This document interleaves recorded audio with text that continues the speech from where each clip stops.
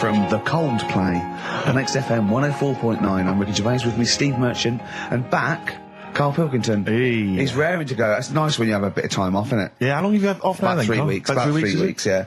We can't do that because we're sort of self-employed and we'd be letting people down, but it's different when you get paid anyway whether you turn up or not. But good to have you back. I'm never off ill. No, it's the first time I've ever been off ill. Like, well, no, I mean, just you're off 2 weeks and then you're off. No, I just wish I was the kind of person who could let down an audience of regular listeners. Yeah, but like I say... Well, no, we spoke to you, weren't that bad. A cold, you don't go home for a cold. We were discussing this last night in the pub, and, you don't go home for a cold. Okay, so moving on, what have we got then? We've got some great songs. I've brought in the Smiths, I've brought in Buzz Cox, I've brought in Neil Young, I know Steve's got some hip-hop. Some great hip-hop. I've got some great Elvis Costello. It's going to be great. Karl, come on, concentrate, you've been away for 3 weeks. Just annoyed. No, stop saying that. What? You're annoying me now. Why?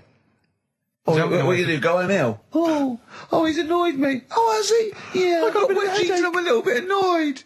Can I have some time off but still get paid? Yes, of course you can, Steve, Karl. right, he called me up, winding me up about this, and, right, I'm 30, right, I'm 30 now. I can only remember being off 2 times. Oh, his memory's going as well. You had some time off. And both of them were when I was at school. What's school? One when it was windy. Why did you have time off? Because it was windy. But to be honest, Karl, that lasted for 7 years. Your time off at school. Why did you have time off? Because it was windy. Were you windy, or was it windy outside? No, it was like when... Your auntie wasn't out the window, was she? When the winds were bad in the 70s, and my mum said, oh... What? I remember space operas and flares. I don't remember the winds being bad in the 70s. Well, my mum just said, you might get blown into the road, so don't do that. She had so much faith in you, didn't she? As a human being. Is that why she got fired from the pie shop? I'm not coming in today, I might get blown into the road. God. The funny thing it was, right, Steve, they had this thing going at school, because a lot of people used to wag it back then. Right? Used to what? Wag it, sort of not go in. Yeah. Right. And they sort of tried to make it interesting for you by giving you an education. a certificate if you did a full week. Reward for the rest of your life with achievement. That sort of carrot. And also, like, let you go home at 3 o'clock on a Friday. Right. If you'd done a full week and that. Yeah. So it was lovely weather all week. Then it just sort of changed on a Friday. And I got up and it was all windy. It's My always mum windy said, for Friday on 7, isn't it? don't, if you don't want, don't go in, because, you might get blown into the road and that. So I said, all right, then I'll stay off. And, so why did you told you to hold on to a fence or walk you there? What's this? Don't go out. Immediately give up. I love this getting blown into the road. Is that based on your cats that kept getting blown into the road? Well, so I got to school on the Monday, right? And the teacher said, Took you a right, long time. today, to punish you, you're the only one who wrecked the whole week, right? Everyone else came in. You didn't. So everyone else is going home at 3 o'clock today. But you're not. Brilliant. Serves you right. And I wasn't bothered though. It was great because I said, well, you'll have to stay with me, won't you? And it was great. So all I did for half an hour was doodle and stuff. It was great that afternoon. Yeah. And that was ages ago. That was like when I was about 8. And that's one of the times I was off ill. Yeah. So it was, but that wasn't even ill, that was wind. Yeah. Yeah. So, Right. Yeah, it's a bit different when you're to be honest with you, world though, Karl. You can't just not turn up because you've got a bit of a cold or you're a bit fed up. I mean, we had an appointment 4 o'clock Thursday, wasn't it? And he had to call it because I cancelled it. Meeting went on a bit late. Time management. Get things done. If it was important, you'd get it done. Play a record, Karl. Pull your finger out, please. Elvis Costello. Alison. What a great track that is. Beautiful. Well, Karl, we'd better tell them all the new great features we've come up with in the time you were off. Right, well, we've got the film thing still going. Okay. Yeah. That's where you take a lead role or a major role in a Hollywood blockbuster, which we then give away on VHS worth $6.99. And something new we're trying out, because Rockbusters... He's dead, thankfully, yes. Is it's gone for a bit. It's over. Crosswords. Oh, this sounds intriguing. Where'd you get the idea from? What's the basic format of this? Right, what I've done is I've take like a popular saying from the show. A popular what? Popular saying, something that crops up quite a lot in the show. In our show? Yeah. Yeah.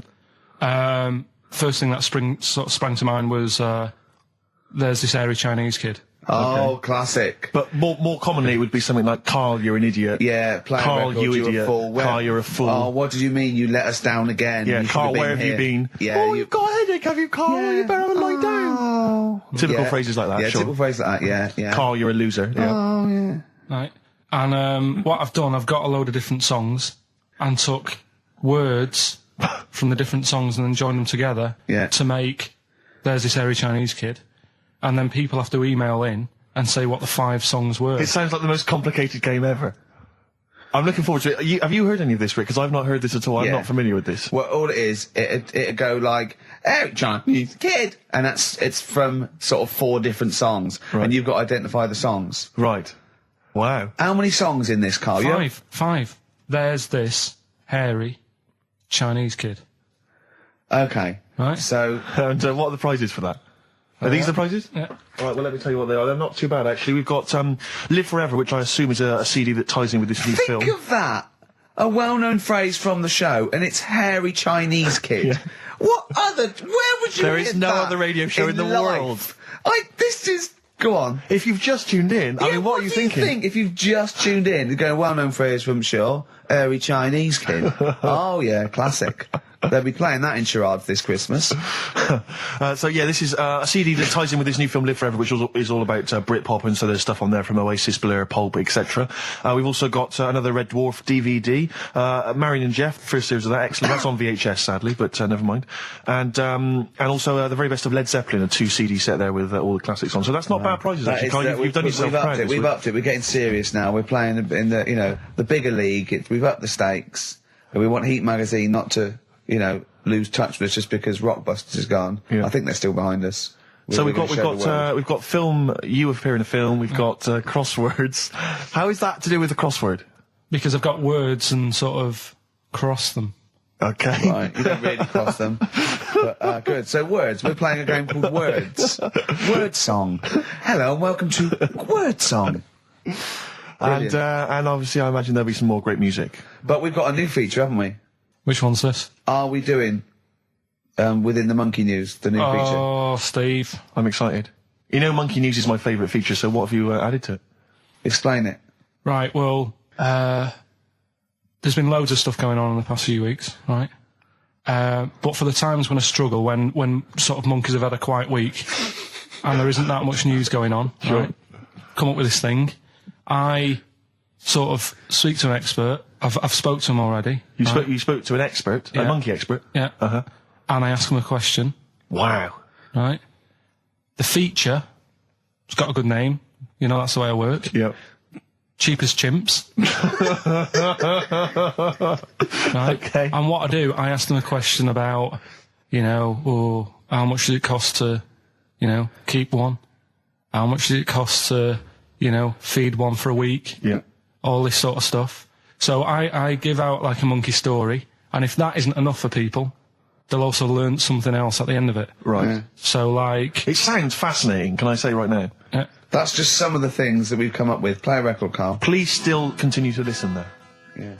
Richard Ashcroft. Buy it in bottles on XFM 104.9. Ricky Gervais, Steve Merchant, Karl Pilkington. Carl, I need the phone number of your girlfriend. Let me explain why. I was lucky enough, once again, to be on your quiz team this week. Ricky, still to beat me. He's still to beat me with his team, yeah. Second I came. The gang here and some friends, we sometimes go down to a pub quiz in the local area, and I was invited by Carl to be on his team. Twice now I've been on that team. Ricky's always on another team. And what can I say, Carl?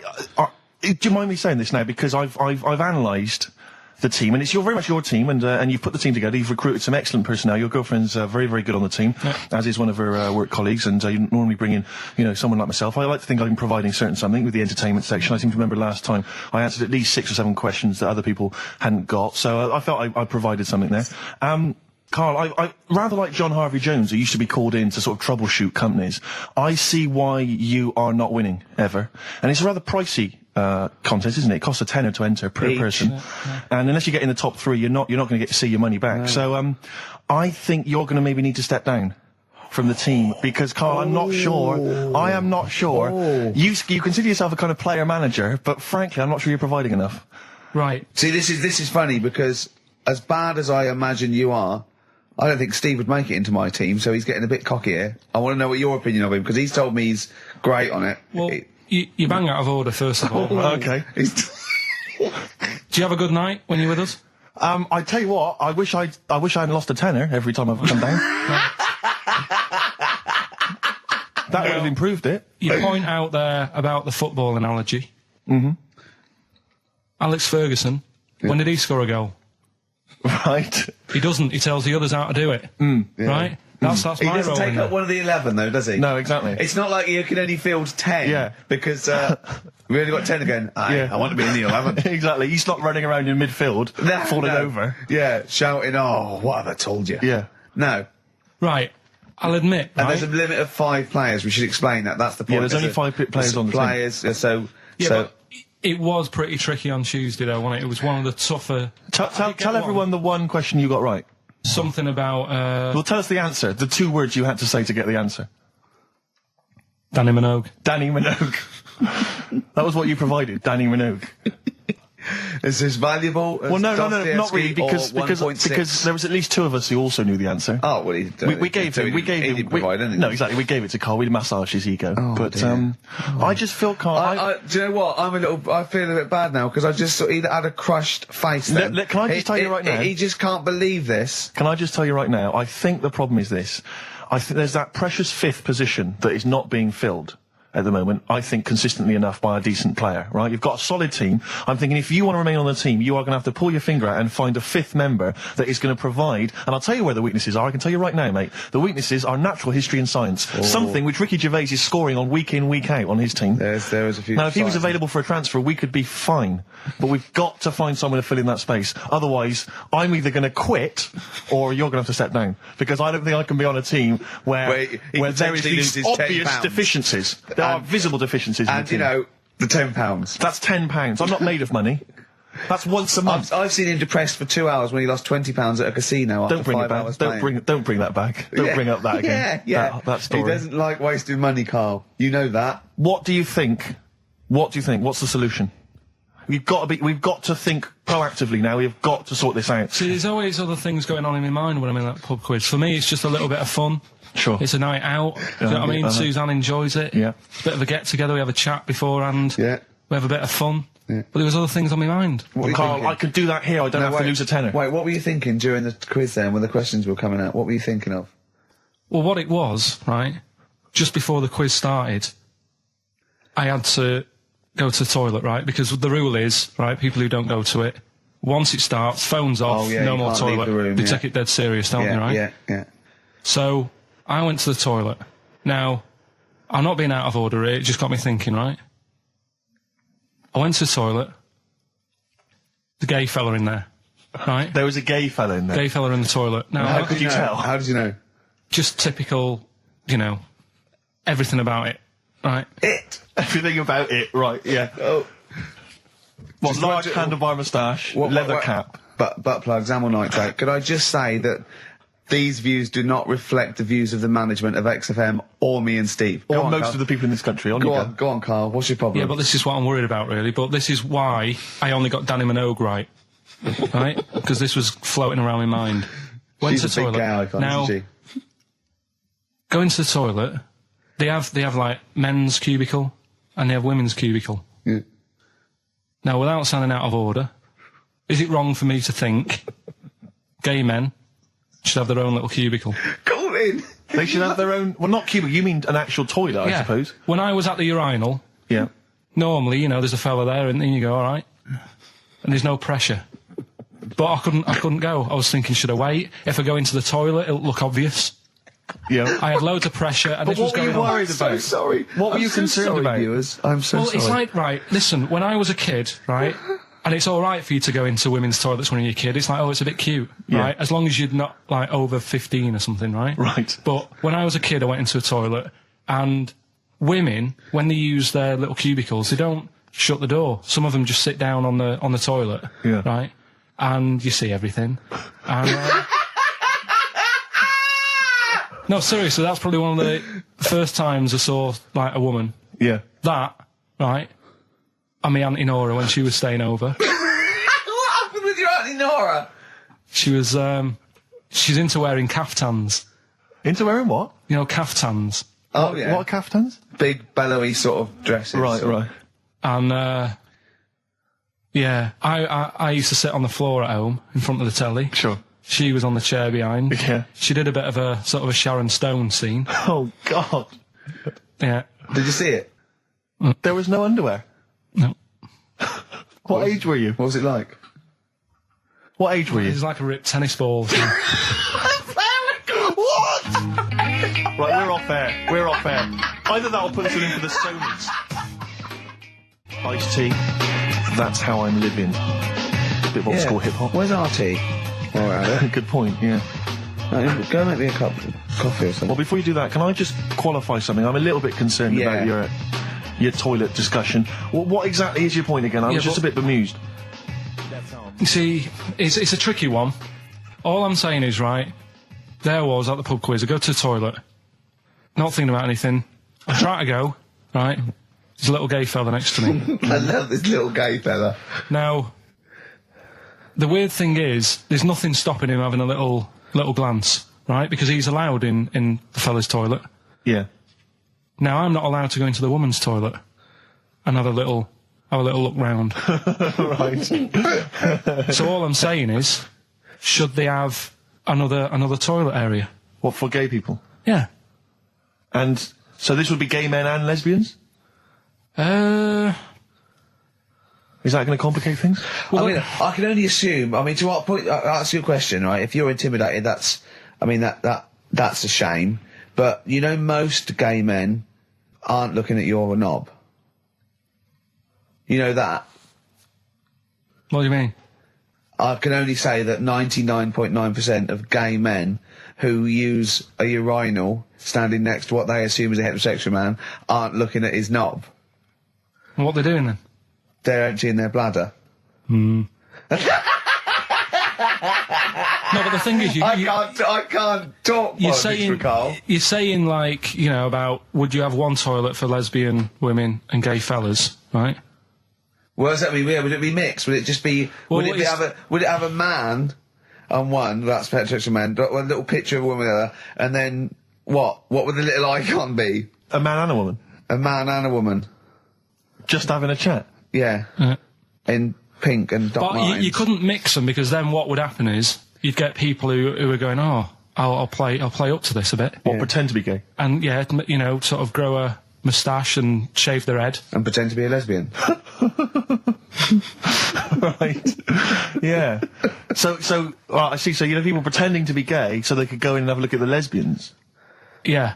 Right. So that would mean that we need 4 cubicles now, would we? Yeah, no, this is fine. 4 cubicles. So every pub How now... many toilets do we need at Every the pub's moment? now got 4 toilets. Oh, Carl, bisexuals. Yeah. Now, interesting. Bisexuals. How many toilets do we need now? Call the council. Do you use any? Huh? No. No, because they're interested in everything, aren't they? Because a little bisexual fellow will be looking at your knob. Right. With them, Yeah. what you do, you just have a door. You open it, and there's one urinal there, so you can't get a queue. They have to sort of wait. I just thought that, well, why can't there just be a thing between the urinals so no one can look at anyone else's knob? Wait a minute. Just to go back to Ricky's point, what stops, even if we've got the toilet for gay men, what stops the gay men who want to have a look at your willy going in the regular toilet and pretending that they're straight? Most men don't Who is gonna police this? wear gay across their No, head. exactly. They don't have a tattoo. There's no branding yet in the British house where they have to declare. So we're going to have to expand this. What So we've do all you- got to carry identity Do you know cards. you can see a gay, can you? Coming a mile off. No? No, I'll just hold it in next time. No. Can you tell gay men? Do you know a gay man? I'd say probably if you did if you lined some people up Yeah. and said point them out, I reckon I'd get. But hold on, we're not talking about people dressed in leather with the arse cut out and an handlebar moustache. Yeah. We're talking about, the everyday, No, non-seen... of course, Oh, no. well, yeah, but I mean, suppose I put you in a room and there was 10 naked men, right? Yeah. And there's 5 gay men and 5 hetero. Could you walk along that line looking at those gay... Am I naked? No, you don't have to be naked. Why would you have to be naked? To catch them out. Play a record! How would you catch them out? No, don't go into it. Don't go into it. Don't go into it. Play a record. Miserable now. Would you share a toilet with Morrissey? From Manchester, you'd have a lot to talk about, wouldn't you? Yeah. We've had an email, Rick, from Jim, and he's just simply said, what about a separate cubicle for bold Mancunians? Wow. Makes a lot of sense. Yeah. You just have your own toilet. The Thrills, One Horse Town on XFM 104.9, Ricky Gervais, Steve Merchant and Karl Pilkington. Now, Karl Pilkington is getting ready. It's the start of a new strand in the show, a new quiz, a new competition to replace Rockbusters. Now, that's quite a tall order, but what have you done? Right, like I said, right, if you've only just tuned in, what it is, I've took, and I'll be taking, a well-known saying every week from the show, something that crops up a lot. First one that sprang to mind was... There's a little gay fella standing next to me in the urinal? That's next week. Okay. This week, there's this airy Chinese kid, right? Yeah. That's crops up quite a lot. Sweeping the nation. Right? So what I've done, I've got 5 songs, Yeah. and I've edited them together to make that saying. You've got words from songs where any part of that sentence occurs to recreate it. Yeah. Now, what do they need to do? Do they need to say what the song is? Just the 5 songs? I mean, I was going to say song and artist, but if you want, just a song. So there's 5 things there, and if someone doesn't get all 5, it's still worth emailing in because we might give it to the one who's got the most, and then... Yeah. Can I suggest we go for artist rather than song? Only because sometimes it's quite tricky to get a song title. Sometimes it's very odd, or it's not quite what you think it is. So maybe artist is an easier one. Are you happy with that, Carl? It's your competition. I mean, Steve always does this whenever I come up with an idea. Oh, yeah. I'm just trying to make sure it's just the best it can be, Carl. Yeah, no, he came up with a few game shows, and Steve was going, no, it's no good. And Carl said to me, he said, it's the one of The Office ever got on telly. Yeah, but... Well, we shall see how Cheapest Chimps plays out. But frankly, the fact that you said to me, Steve, I've come up with the best game show ever, it's called Cheapest Chimps, what's the idea? I don't know, I just like the name. It's something to do with chimps. I thought, well, I'm not sure that's the best game show ever. And what was the other one you came up with that you told me about? I think a few people will be disagreeing with him, Carl. I think people will say that Cheapest Chimps could be the best game show ever. You know, when I was in school, people like you, I really didn't like. You're a stirrer, Gervais. He flits, doesn't he, from one side to the next, Carl. The one thing, we may argue, mate, but at least we're consistent. Ricky Gervais flipping from one side to the other. One day he's on Carl's side. When was the last time Steve wrestled you to the ground and got you in a leg clamp? No, you're right. Never. What, is that supposed to be a good thing? Well, did you see us? Yeah, I saw you struggling in Carl's office earlier. He was punching my legs to release me. We were on the floor. And I was squeezing him with my mighty legs, wasn't I, Carl? Right. It was like, I imagine that's what a crab feels like when an octopus has got it. We were playing that, weren't we? So anyway... So, I'll play you this clip now. It's 10 seconds long. We'll play it a couple of times because you'll need to take it in. So here it is then. What are we saying? We're saying artists? Let's go with artists. Artists. So email in ricky.gervais@xfm.co.uk. Name the 5 artists it has taken to make up the saying, Give there's that this email airy address Chinese again. kid. Give that email address again. ricky.gervais@xfm.co.uk. There's this airy Chinese kid. Here we go.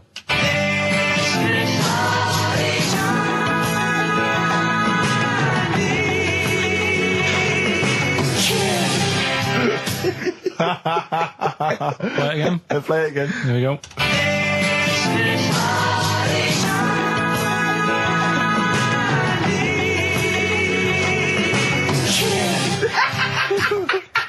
I think you better play it once more. Oh, I've got them. Have you got them all? Yeah. That's nice work. Here we go.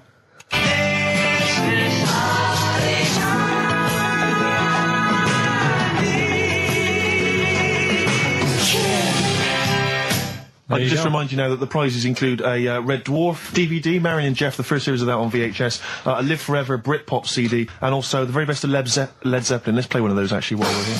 Brilliant rock and roll. One of the prizes on Karl's competition this week is the very best of Led Zeppelin. That's obviously rock and roll. We've also got a Live Forever Britpop CD, Marion and Jeff, and Red Dwarf.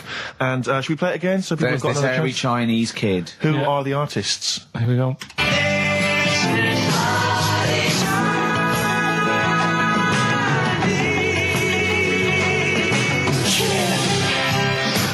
It's tricky. It's not very easy. Once more. One more.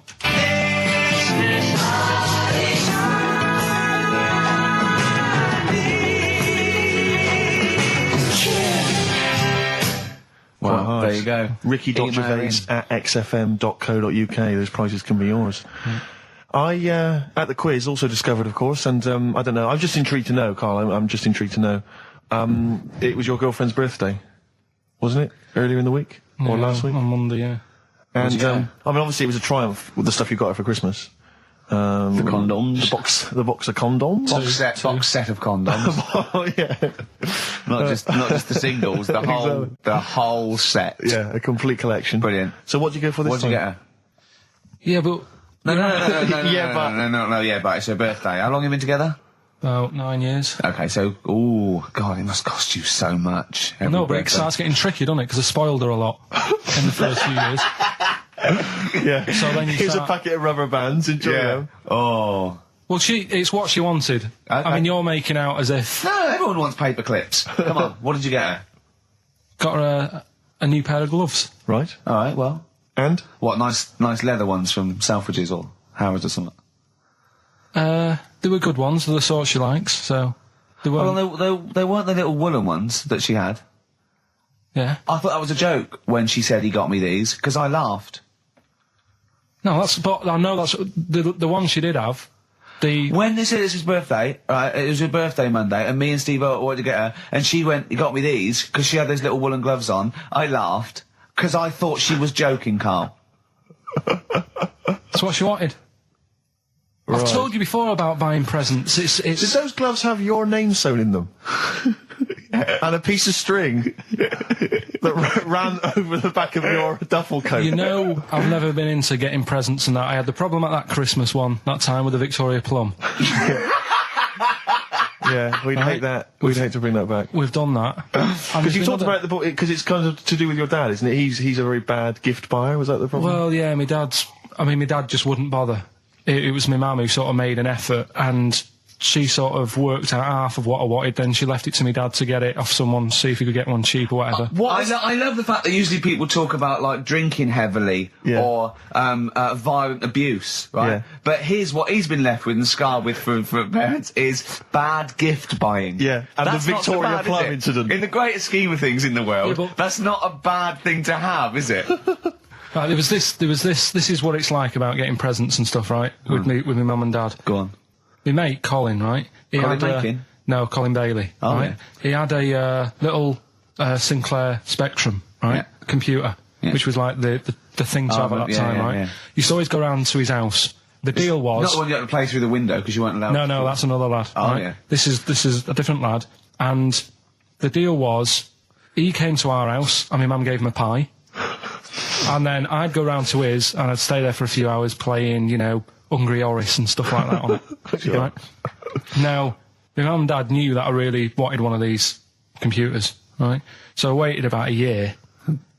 Came round to Christmas Day. I thought, I reckon might have one. Turned out they bought me the wrong one. They bought me a ZX81 instead of a Spectrum, right? And Christmas Day, I'm there trying to load the games up. It's not working. I'm thinking, what's wrong, right? And the thing with me when I was a kid, I used to get quite sort of agitated. This is the moment. Right? I found out that it needed a RAM pack to make it work, right? Looking in the thing and it's saying, and make sure you put your RAM pack in the back. And I was like, oh, where's the RAM pack? And my dad's going, I don't know, I've got you the main bit. That's it. So, I was that wound up, I just was sick, right? Just sick. I didn't feel sick or anything, I just was like, oh God, went to the sink, just sick. Because I was that on edge about it. I said, come on, we've got to get one. And my dad's like, Tandy's shut, we're not gonna get anything today. Ruined again, Christmas Day. That was after the year when my train set got blown up by our kid. The following year, no RAM pack. And now you ask me why don't I get good presents? He's scarred. He just I'm gonna die. Honestly, I'm gonna die. He's just screaming sick. Yeah. There's no RAM pack. Did you get to the bottom of it? Why wasn't there a RAM pack? You have to buy them separate. Oh, It's one of them okay. cons. What do you mean I can't play Frogger? Oh no. So, wasn't there another incident when you spontaneously threw up, through sheer anxiety? I do get it. It's not so much now because I've relaxed a bit, but as a kid I used to be quite on edge all the time with certain things. Do you think that's what happened to your The cat wind. that kept being sick? That it didn't get the food it wanted, and it just threw up. Do you remember that? Yeah. God. So they shaved it. Yeah, but again, you see, the cat thing, I mean, it's mad. I was thinking about it the other day, right? I used to think I had quite a normal upbringing, You didn't. right? And someone was talking Your about the mother cat. once told you not to go to school because it was windy, Carl. It was Yeah. not a normal The upbringing. cat was being sick, so she shaved it, so it was easier to clean. Right, well, my mum and dad went on holiday, right? And I stayed at the Rosses down the road. Oh, yeah. Only a kid, must have been about 5 or something, right? And I was always running around in the house. I had a lot of energy as a kid. What the Rosses did, they had this cat that was dead violent, the most violent sort of angry cat I have ever witnessed. A tiger. It was honestly, Steve, if it was bigger, it would have been, because it was just always having a go at you. Yeah. If you went to pat it on the head, it went to bite you and stuff. And what they used to do with it, to stop me running around, I'd sort of be running around, and then I'd get a bit tired, and they'd say, have a lie down on the settee. So I'd lie down on the settee and I'd nod off. And what they used to do, I'd wake up and I'd put the cat on my belly. Right? So I'd be scared to move because it's like it's going to get me. But it would keep you there. It kept me there, and it used to sort of slaver on me, and they'd sort of, go out or whatever, and I'd be lying there. That's not normal, is it? Carl, sorry, were you created by the Brothers Grimm for one of their fairy tales? What kind of a life is that? A cat paperweight to keep Carl in place. He keeps blowing around. It's windy. We'll have to weigh him down. Be careful. Your mum probably told him that it's a windy day. You got to get something heavy on him. Otherwise, he just gets blown into the road. God. Bless him. Carl, let's just hear your thing once more. Give One people more a time. final chance. All right, here we go.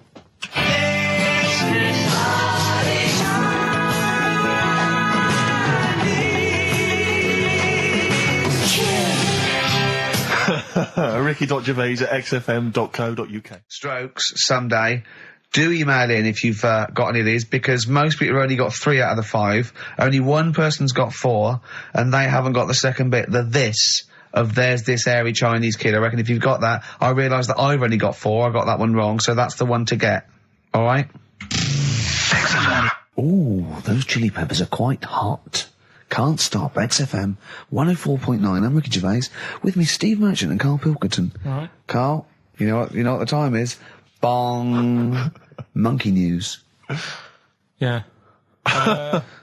Right. Imagine if Trevor McDonald started like this. Yeah. There's been a lot of stuff going on that with monkeys. Oh, yeah? I was mentioning earlier how we're sort of making the feature grow a bit, right? So I'm thinking, I haven't told you, Steve, either. I've actually been asked to write a thing about monkeys. A poem? No, for a magazine called Something Apes. Right. They want me Illustrate, to do like a column, 500 words About monkeys. anything I want on monkeys. Anything. What are you going to write? Don't know. Think about it. Well, give him a typewriter. I come up with Shakespeare eventually. Yeah. You could write about that. Why didn't you write about that? The fact that you don't believe it.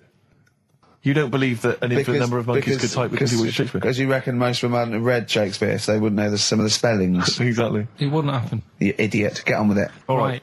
There's been a few things, but one that springs to mind is they found a load of monkeys somewhere. Right? This is brilliant. Yeah. I mean, imagine this if this was news. Yeah. Go on. Where? Somewhere. I think it was in. 17th century? It doesn't matter that bit. Right? Okay. Found a load of monkeys that are having a good chat. Go on. They're having a good chat. All right. What do They you found mean? monkeys that can talk. Yeah. They've worked out. They've got about 534 different words that they're using to have a chat about stuff. More than you. Yeah, what do they chat about then? Just, things that monkeys are worrying about. Just, where do you get that from? Who does your hair? You going out with her again, are you? Yeah. Oh, yeah. Have you seen that? Sorry, you can't just leave that. No. I'm just intrigued. I'm just intrigued to know what else. Is there any? No, Were I they- mean that Were they was- discussing the humanity? Did you see that program on Channel 5? Yeah. He can walk upright. Yeah. was good, But wasn't I mean, what you do see you how mean? well Do you hung mean he they was? taught them? They taught themselves this language? Yeah. Where is this? In the wild? Is this? Is it? Not sign language. It's but in some jungle somewhere. They found these monkeys. He heard some explorer was over there, cutting through the woods and that. and he heard his name, Heard and he some- thought, "That's what he went. What do you want, Ronnie?" It wasn't me. I didn't say. Yeah. I didn't say. Oh, it's Snodgrass. Where'd you get that gun? Yeah, exactly. Well, it's only me and you here. Yeah. It's weird, isn't it? No, it's not weird. It's not true. Well, right, come on then. What's Well, next? Once again, well, what I'm thinking. Well, I mean, that did happen. So, well, And to sort of add to that feature, that's not true. we're doing Cheapest Chimps. Right. Can I just say now to the audience, if you thought that Rockbusters was bad, if you thought that piece of rubbish earlier about the Chinese hairy kid was bad, I'm suspecting this is going to be really not very good at all. I'm just pointing the finger. What do you think of it? What do you think of his negativity, Carl? He keeps doing it. I just don't think you should start with the name of the quiz first. This is my only concern. You come up with Cheapest Chimps, and now you're trying to construct a game around that. see, And I'm well- not sure it's a proper... Well, okay, what is the game? Let's hear it. Right. It's about a chimp. Right. Surprising. Spoke to an expert about him. Who was the expert? Someone at London Zoo. Okay. How many bananas do you think the little chimp that they've got at London Zoo eats a day? Right. How many bananas is a little chimp at Can London they Zoo? call in for this? No, I'd leave it. I'm just testing it out on Steve because we've already got an email thing going on here. So how many bananas do they eat a day? One chimp per day, how many bananas? Yeah. How many bananas does a chimp eat a day? And does this mean that... Because sometimes I've seen them on the telly, they peel one, they'll just eat a bit of it, then they'll throw it away. We're talking a whole banana? How many bananas does it eat a day? How many bananas do you eat a day? Getting angry. Come on. Well, I'll try and have 2 if I've got time, but I'm pretty busy. Well, I'll go... swinging on your tyre.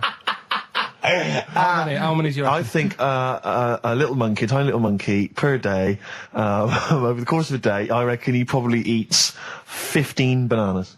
Right, Ricky, what are you going for? Little chimp at London Zoo. But hold on. But presumably they don't only feed it bananas.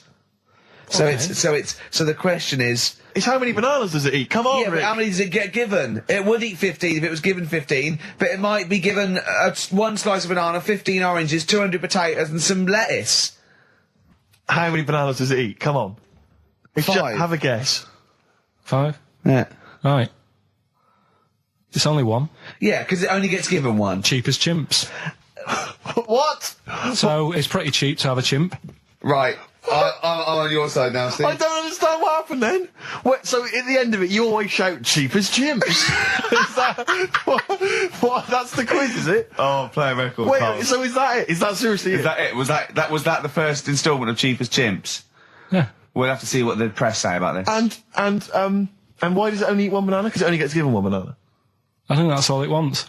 No. So you don't even know. You didn't even bother to No, ask him. it wouldn't just get given one banana and nothing else. It would get given banana and then lots of other stuff like apples, oranges, carrots. It would get given a balanced diet. Cigars. Yeah. So it's just how many do they give it at London Zoo? I look forward to playing this again. Who is he and what is he to you? We have not had any successful answers on your quiz, Carl. We've had people That's who've got what you get a when you maximum put of 4. a duck in a microwave. Yeah, yeah. Bill Withers. Nice. All right. Cheers. So I'm not talking about cheapest chimps. That's safe. That's going to run and run. Yeah, that is going to run and run. That's really got legs. I'm going to check the press Monday. I can only assume it's a triumph. Exactly, another Pilkington triumph. Yeah. I'm going to give the prize, if you don't mind, Carl, to Karen and Jeff Gillian, because they were the only couple that got the second answer, which was very, very But they tricky. got 4 today. But they only got 4 But right. 4 is the top answer. So should we give the So answers play it, now? Carl, and then tell us who each one is. Right.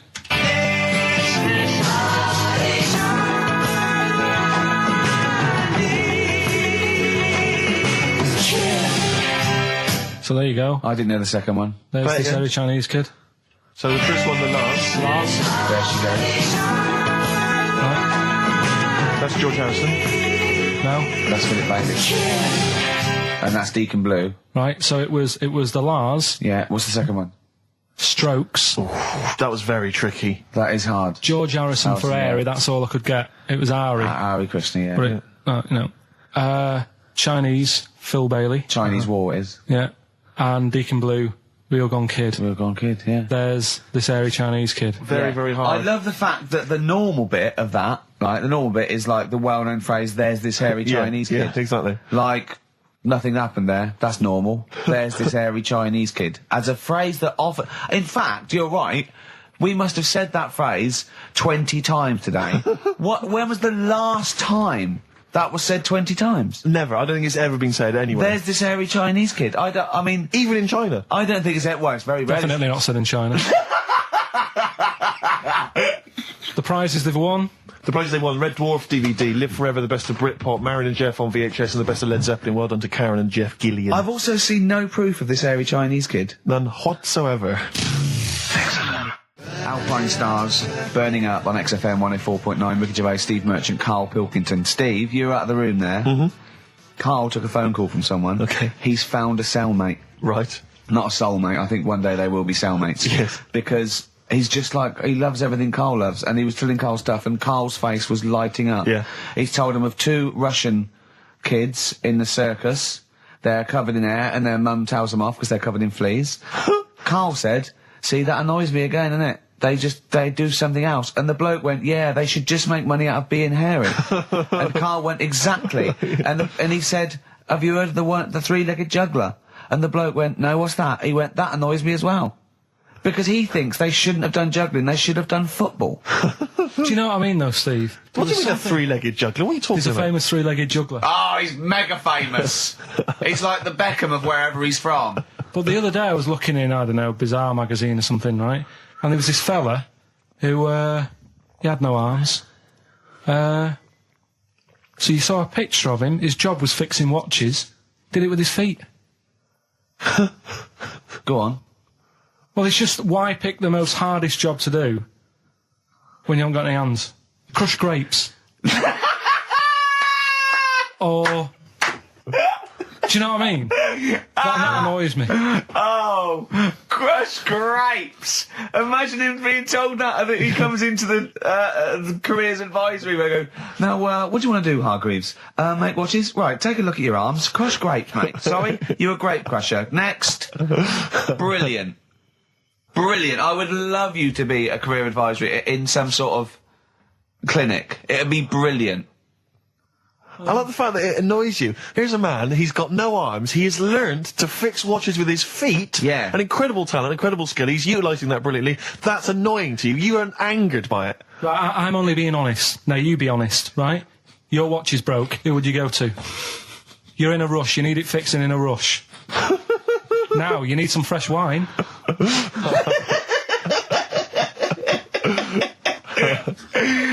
Be honest. Oh, you're amazing. But what's this thing that you've been talking about, this video? Freaks, right. It was a thing that was banned for like 50 years. I think it's been taken off again, but I don't know why, if it's just been deleted, right?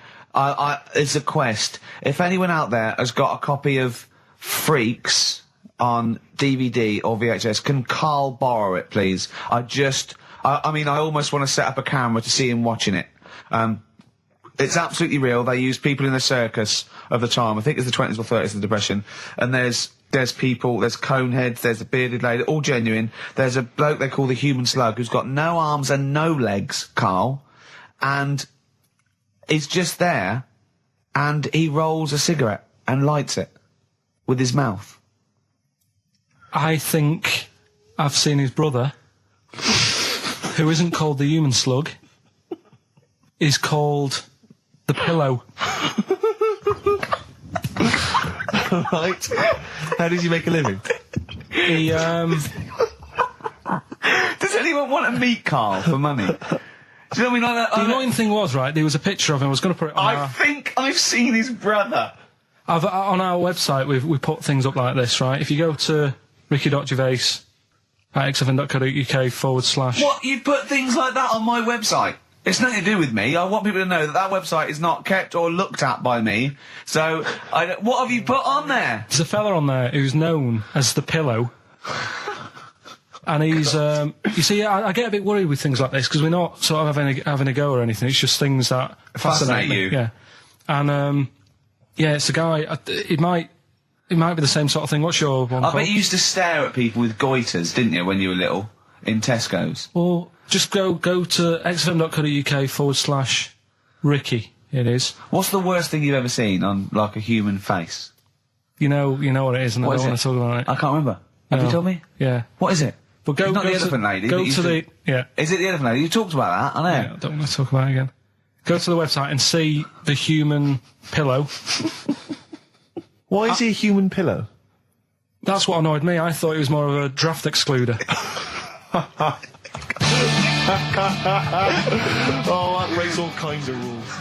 Buzzcocks, harmony in the head. Now, things are flying here at XFM. People have called in. There is a video of Freaks on the way. Carl's going to see that within the week. That's exciting. That is exciting for me. Do you know what I mean? About our education of Carl. We started off trying to teach him about science and history, and now we just find that he likes pictures of hairy Chinese kids and Who women. doesn't? Who doesn't? No, true. You've got a theory about pictures of freaks, haven't you? As you see, you always bring things up that I don't want to talk about because I'm really worried that people, if you've just tuned in for the first time, it's the first time you hear it, and we're talking about hairy Chinese kids. Yeah. Talking about the human worm. Carl, listen. People don't think that you're taking the piss out of those people. They lump you in with them. Do you know what I mean? They think that you're a freak of nature. So you can say anything you want. Do you know what I mean? Because it's honest, it's from the heart, it's genuine. So don't worry about that. Yeah, but Suzanne was saying last night that I've got a heart of stone, or whatever it is. Why? Because I wasn't crying at Comic Relief. And all I was used to say to her, get out Elephant Man, let me watch that for 30 minutes, I'll be crying my heart out. Why? Why do you care about that but not... Because it's that is more real, isn't it, right? Think of John Merrick. Sorry. What, the film starring John Hurt is more real than footage of starving people in Africa? No, but what I'm saying is, think about... See, this is why I didn't want to bring it up, because people are going to just say... Well, you're allowed to cry at what you like. People can't have you for not crying at someone and crying at someone else. Imagine that, like, if you've seen the film, you know, his head's all, you know, messed up and that. Yeah. He's getting picked on all the time. Yeah. By Michael Elphick, I remember. Yeah. It's just really, really sad. Whereas, you know, we're trying to help But out you give him a bun people. and he forgets it. Do you know what I mean, though? He never forgets, Rick.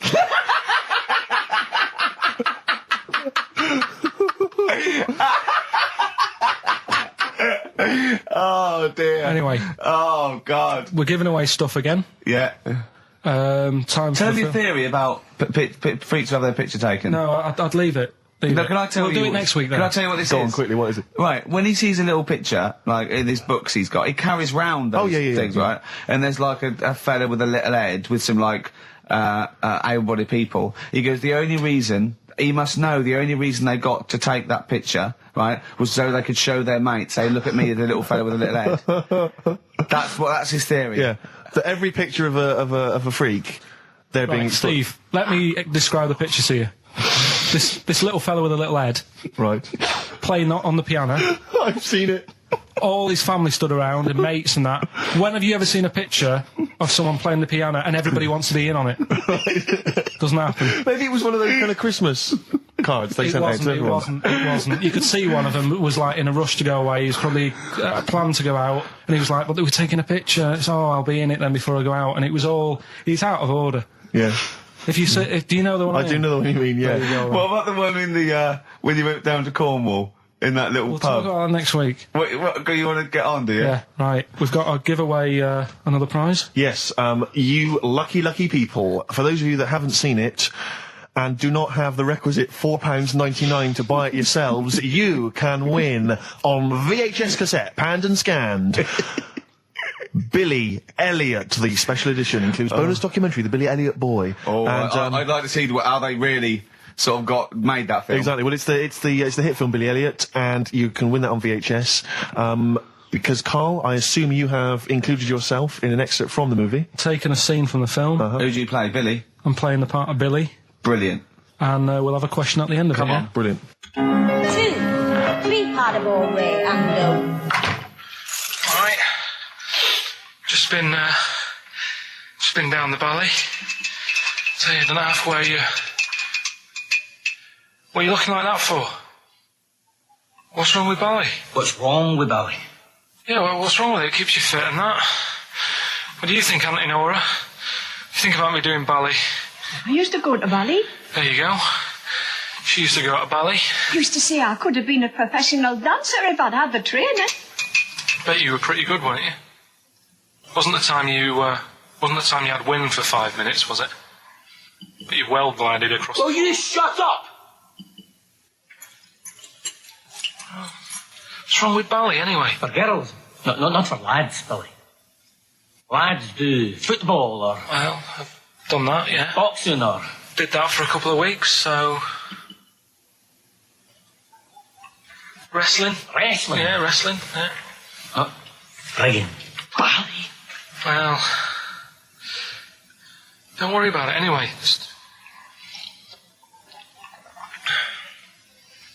Is it alright if my mate Wayne stays over tonight? He just wants to sleep over. He's just coming over to... Wayne, sleep? Yeah, he just stays over. I'm not gay or anything, he's just... I don't fancy him, I'm not... Yes, you do. I don't... Yes, you bloody well do. What, just because I want my mate Wayne to sleep over and I've started doing ballet, that turns me into a gay man, does it?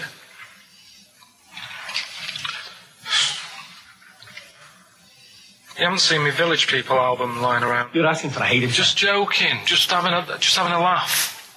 Just didn't mean... I've had enough in here, I'm going out. No, from now on, you stay here. You look after your nana. Got it? Yeah. Yeah. Alright. Well, there it is. What's the question? Powerful. I'd like to know, what was the name of the actor that Carl was taking the role of? Does that make sense? That's not Yeah. grammatically quite right, but Well, anyway, that's yeah. fine. Who was the young lad that Carl was taking the place of there? Name of the actor, not the character. And just email in ricky.gervais@xfm.co.uk. You can win yourself. You gotta be fast. You can win yourself a VHS edition of Billy Elliot worth £4.99 price. I'm going to leave the sticker on, which has actually got the price on. Brilliant. I'll leave that on so you know just what you've got in you. Foo Fighters. No, it's not. Yes, it is. Feeder. Feeder. Yeah. I don't know what I'm doing now. Why have we got to stop? Sorry, we just had an argument then. Why have we got to stop at 5-2? It's just the football's on, isn't it? So So what can we do? We can do a link here, and then we can play. we'll talk here. We'll play a song, do a little. What about chat. the competition? We got to announce the competition. Well, Steve. Well, I can tell you right now that there's only 2 people, it would appear, that are interested in a VHS copy of Billy Elliot. That's how mediocre that gift and that prize is, Carl. I don't know if you want to learn from that. Yeah. But I'm going to give this one to MJ McKay, who has correctly identified that you were taking the part of Jamie Bell That's in it. Billy Elliot. So, well done. Right, just forward me that, and I'll Sort that out. we'll get the video. What film are you doing next week? Don't know. I've got been out and bought a couple. Got Silence of the Lambs I can do something with. Right. Bought Fight Club, but it's a bit difficult. You know, always open to suggestions and that. So, you got any favourite films? What about the 1930s film Freaks? Can't wait. I cannot wait for That'd be your... brilliant. That'd be good. Excited about that? Why don't you do a film review of that next week as well? Yeah. Well, it depends. If the fella, you know, if anyone's got it, just send it in. I'll send it you back once I've watched it. So that'd be good. Next week we'll do. Oh, please tell me there's going to be more Cheapest Chimps. Yeah. Oh, thank goodness. We'll see what the press say. We'll see what the press say about that. Looking forward to that. Do you know, like, you're always having a go at my ideas? Yeah. Little, Yeah. you know, cheapest chimps you put down. Mm-hmm. Again, I normally come up with these because you don't come up with a competition idea. Sure. Yeah. He's done him again. Yeah. Well, cheapest chimps, mine, you're dissing it. Yep. Rockbusters, one of the most successful competitions ever. Uh-huh. And he means in the world, not just Yeah. on XFM. Yeah. You put that down. Yep. Right. What are you thinking about this, right? I was watching Comic Relief Okay. last night. Came up with an idea. Mm-hmm. Right. You get Jono, Okay. John Right. O'Coleman, yeah. say Vanessa Feltz. Mm-hmm. You know, maybe, Dawn French, because she'd be around for that. And then get them all in a room for comic relief. And what you do, put a cake in front of them. Yeah. Right? And like, you don't feed them. And like, they're going, oh, I'd love a bit of that cake. Right? It's called Famine Academy. Right. Right? Whilst they lose pounds, they get pounds. Right. What do you think? Play a record, Carl. Well, I love it. again. I love Do you it, know what I Carl. mean? Yeah, again. Small Faces, All or Nothing, finishing this week's edition of the show. Is that because Carl would love to see pictures of people with small faces? Very small faces, yeah. He'd love anything, wouldn't it? Anything. Brilliant. Oh, I'll tell you what, go to the basement of Waterstones or Foyles, right, and go down to the books with, sort of congenital illnesses. You'll see some brilliant pictures, I'll tell you. Hot tip of the day there. Yeah, good on advice. XFM 104.9. If you're at a loose end this afternoon.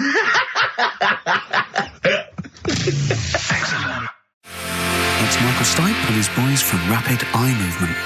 Bad day, I hope you're not having a bad day. It's Saturday, it's 1:05. I'm Ricky Gervais, with me Steve Merchant and Karl Pilkington on XFM 104.9. Big up and a big thank you to Alex Zane for the last 3 hours. I could do How long it. could you keep going with That's that? it. That's it? That is it. Because you see, Alex Zane, we came in while he was doing his last link, and he's an absolute pro, he really is. I was watching him, and he was, at home, you probably think that he's giving you his full attention. He's not. He was looking through a listings magazine, probably figuring out what movie or theatre piece he's going to check out, with a lady later. Yeah. Probably going to cruise down there with a couple of, chicks. And he really is an absolute pro. Yeah. Looking at you, Ricky, and it's You're- you can sustain yeah. it for a while. Yeah. You're a talented performer, Yeah. but it's sort of, I don't know what it is. Is it concentration with you? It just ebbs away almost instantly. And you try and do 2 things, 3 things at once, but normally on air, that's you eating, picking fluff out of your belly button. I remember once when we were on the set, we were filming The Office, and I'm trying to put off actors, just coming up ways, instead of remember lines, coming up ways to sort of ruin the shot or make them laugh. And you came out and went, Rick, it's like having your own TV show isn't interesting enough for you. Yeah. Just concentrate, it's lunch in an hour. Yeah, yeah. I went, yeah, all right. Well, the radio show even less so. I mean, Well, yeah, you really I know. can't be bored. How long do you think your interest you sustain your interest? I came on in too average? early because I got bored just before we came on air. Sure, okay. I came in too early. I got to stop getting the cabs early. Yeah, so you're bored now, I think I've got to get about 5 to 1, and then I think that'll last me till about 1:30. At Again, least. as he was saying that, he's not giving you his attention. He was kind of leaning back. He's put his feet I've up got now to on be the comfortable, desk. haven't I? And this CD rack's in the way. Sure. Well, you get yourself comfortable now. Get yourself settled. And then sort of Because a lot of people will move the there's the microphone moving Yeah, I now, know. that's the squeaking going Oh, on. I've broken You've the broken the CD. CD rack. You I could know. actually, of course, you could move the CD rack by getting up and moving it. No, that's too much effort. You've got to try and do that whilst angled on the seat. I'm nearly laying down. It's almost horizontal. It's the most you can get. Well, I'll tell you what. I don't know what those listeners are thinking of what Steve Merchant say, but don't believe a word. All right? Oh, nice. Yeah, classy. Classy. Yeah. 5 minutes past 1 o'clock on XFM 104.9. Ricky Gervais, Steve Merchant, Karl Pilkington. A retro cut there, Thin Lizzy. Don't believe a word on XFM 104.9. I'm Ricky Gervais, with me Steve Merchant. Bubba-doo-boo. Who's that over there? It's Carly Pilk Boys. You all right, Carl? Oh, that's class. How you doing? Yeah, I'm all right, yeah. Yeah, come on, up, bigga bagadoo, up, yeah? Project. There's people out there wanting to, cheer up their Saturday afternoon. We're the boys for it, yeah? We're like quick fitters. Yeah. Come on. All right, Carl? Yeah. Come on. I'm all right, I'm up for it. That's it. This is the height of excitement. This is it, is it? That's This how is you sound when you're 100% This is you excited. off your head, is it? High on life. Christ. What did Suzanne say about you saying about a big ass? Go on. She heard about it. Shall we recap Yeah. what happened last week? Well, the week before, he said that her haircut looked like Dave Hill from Slade. She didn't like that. So next week I said, she was a bit grumpy. He went, yeah, I didn't mention her fat ass. Still thinking that she would never hear about this. Yeah. What happened when you went home? She heard about that off her mate, Yeah. and we sorted it out. Didn't have to buy her anything. I just sort of said, come on, you know what the show's about and that. Stop moaning. Right. That was all right until about Thursday, when I was reading about, do you know, like they say there's like 2 worlds and that, and whatever I'm doing now here, there's another one of me doing the same. Yeah. But, Well, no, he's probably taking some time off. He's probably having a week off. yeah. But I was just talking about that, and she was saying, nah, that doesn't happen. And I sort of said, well, they definitely won't have a haircut like yours. right? There And you go. that sort of started the argument again. It's almost like you haven't learnt your lesson. Also, it's like you're talking about it again on air almost, in a way, so our mates could hear again. It's very short. Shall we do it learning again curve. now? Shall we do it again? You know, Carl, if there was if I cut a hole in a box and you knew there was an orange in there, right, and you put your hand in, would you be stuck there trying to get that orange out, do you think? Or would you just, like, let it go and sort of tip it upside down to get it out? What do you mean? I think that answers your question. Is that a cardboard box on your hand? So is there any other things you want to criticise Suzanne for while we're on air? Anything else? Anything that's been niggling that you feel you should get off your chest? The hair, the arse. Nah, leave it. Everything else is fine. Leave it. I think so. Okay. That's good. I think leave it. Well done. Now, can we just check what other big Carl features have we got today? We got Monkey News. Got Monkey News That's coming important, up. Yeah, yeah. got a bit of got Rockbusters and the film thing. That Still not got a name. The film thing. just me in a film and that. And Brilliant. this week we're digging out the old the one when I'm in One Flew Over the Cuckoo's Nest. Right, so you're going to make Jack an appearance. Nicholson, brilliant film. Yeah, brilliant film. It was my favourite film till I saw Godfather. It's better than that. Well, you know, yeah, some would say that, yeah. No, it is. The storyline's more interesting than I that, didn't know isn't there was an actual answer. I didn't. Sorry, it's what's best? it? One Flew Over the Cuckoo's Is it? Nest. Okay. fact, Rick. Oh, right. Okay. Where's Godfather? Because I want to know, because I don't embarrass myself. Or is it my fourth favourite film or something? Or Probably about fifth. is my fifth favourite film? Is it? Brilliant. Talking of lists. I suppose I like Kez and the Elephant Man. Do I? Do you?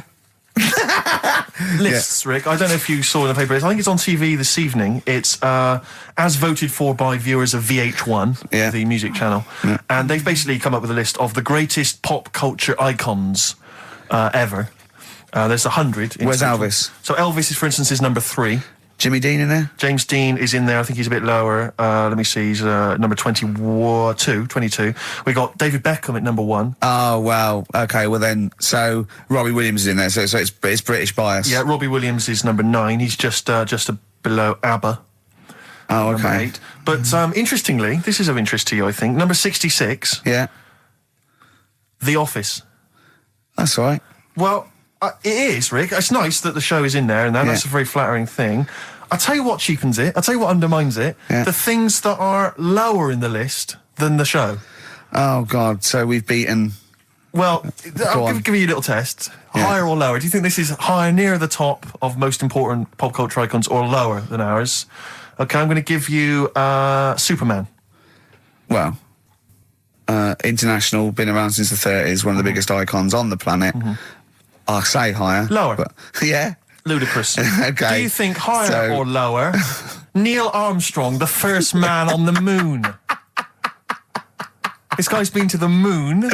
Well, I'd say lower then. Lower.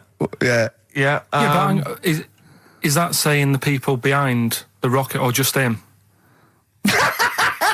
Because he just sat in it, didn't he? He just sat there, he didn't do anything. No, but it's it's the what icon. he's symbolic it's not, of. It's not how much work went into it. All right. A few others. What about things like Coca-Cola? Oh, no, they don't really count. It tends to be... Oh, so it's for some not- reason, they don't feature. I mean, Mickey Mouse is in there. What do you reckon, Tom Cruise, higher or lower? Tom Cruise is the number 1 box office movie star in the world. Well, presumably lower He's then. lower. He's number 81. Just about scraped in there. It really is a list drawn up by people who've just sat at home and looked along their video and book collection. Yeah.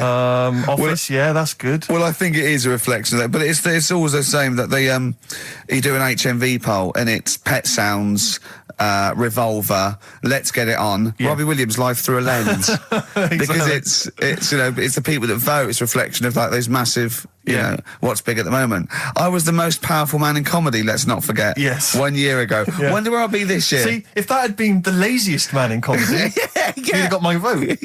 Interestingly, though, at number 26, Karl Pilkington. Oh, imagine. All possibilities. Badly Drawn Boy on XFM 104.9. I'm Ricky Gervais with me, Steve Merchant, and little Carly Pilkington. Rick, Susie's emailed. Yeah. She wonders if you could give a massive hello to Hannah and Charlotte and all in the sixth form at Cobthall School. Yeah. If you want them to listen, would you give them a massive Yeah, hello? shout out. Yeah, no massive. disrespect, man. Where are they from? I don't know, I can't quite pronounce it. Cobthall School? Cobthall Or- Massive. Yeah. They're probably Cobthall known Massive, as. Yeah. So good luck to Suze and Hans and Charles. When did we start doing dedications? I feel we should, because I've always felt this is something that's lacking on the show. Interaction with the audience, you know? Interesting only to the one person whose name's mentioned. Of course. But that's how proper DJs fill up their time. They don't talk about monkeys and, you know, and all that kind of drivel.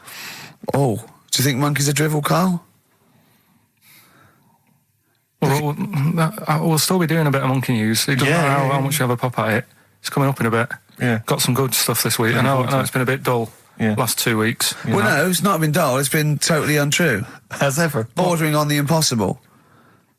I mean, monkey dating, saying what tree are we meeting in? You believe that sort of drivel. So, I mean, oh, God. Jonathan Ross told a story about a chimpanzee once. It was about, but it was about how it escaped from the zoo and it jumped on a bus. All right. Okay. Interesting. Funny. I did that one. But is there possibility in that one being true? I did that one. I think you said something like he drove the bus, or he was conducting it, or I think fares. you said he took it to Spain. Do you see the difference? It's that little stretch of credibility that means it's all shite. How is Jonathan Ross? All right? Is he? I wondered how long it would take before his name popped up. How is he? How is the old man? Looking forward to his birthday Monday? Oh, dear. Yeah. I don't know if any of the listeners saw Ricky on Jonathan Ross's TV show last night. Yeah. What? I mean, man alive. What? Well, that's not an interview. How is that an interview? What? It's not. He wasn't interviewing you. He's like two pals just having a laugh. And if it was like it was a family do, and you just happened to film it and stick it on the telly. My friend made a good point. It was like any minute his kids were going to pop out, sit on that sofa next to you, and go, "Oh, Uncle Ricky, do the little dance." It was unbelievable. I mean, what were you wearing for a start? What's that? Some tatty old jumper like you'd just been doing some Artexing and he'd gone pot round with it. We're having a couple of drinks. That was Lambretta. Was it inside out? Trendy jumper. How do you keep getting things with the St. George cross on it? What do you mean? That's the only one I've got. You've got loads of stuff. T-shirts, jumpers, shoes. No, I've got a Union Jack. What's it? A French Connection one. But that's not my concern. I haven't got any underpants. That's not my concern. No, it's just the fact that, I mean, firstly, the fact that Ricky, for those of you who don't realise, Ricky is friends with Jonathan Ross. They are friends. Now, they've only known each other, what, a year maybe? About 2, yeah. It's less. I think it's less than 2. And what worries me is the friendship's too close. What do you mean? Because you're over 40. You see, it seems to me that after the age of 25, men should not be becoming really close friends with other men. It should be like you've had all your friends, you made them at university, at school, and if you're in any walk of life and you met someone at a party or a pub, even if you got on, you would not be phoning them every other day, like going to an awards dinner. What are you wearing, Jonathan? I've heard this conversation. What are you wearing? I think I might wear this. Is it too formal? Is that going to be too formal? It's not true. It is. That's you're always true. on the phone to him. You're always chatting. I'm just going to pop around. Oh, I'm just going to play some tennis. Yeah, we play tennis. Always hanging out with the guy, and it's to me it's unhealthy. And this, it's just bled over now onto TV. Hold on, so, one minute. Whoa. So you're there. It's like, I'll tell you what it reminded me of: Des O'Connor and Jethro coming on to plug his live video. Or Tarvey and Kenny Lynch. And then at the end of the interview, after they've been, mutually backslapping, he gave you a pet. Jonathan Ross gave you a cat as a replacement for your cat which died. Now, to me, that's an inappropriate gift. What? It's a lovely gift.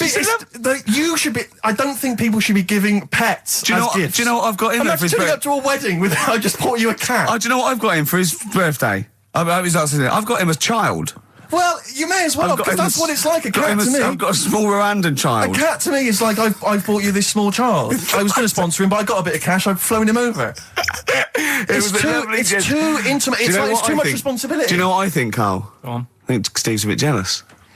I'll tell you, I got good reason to be jealous. What? I got good reason to be jealous, I just remembered this.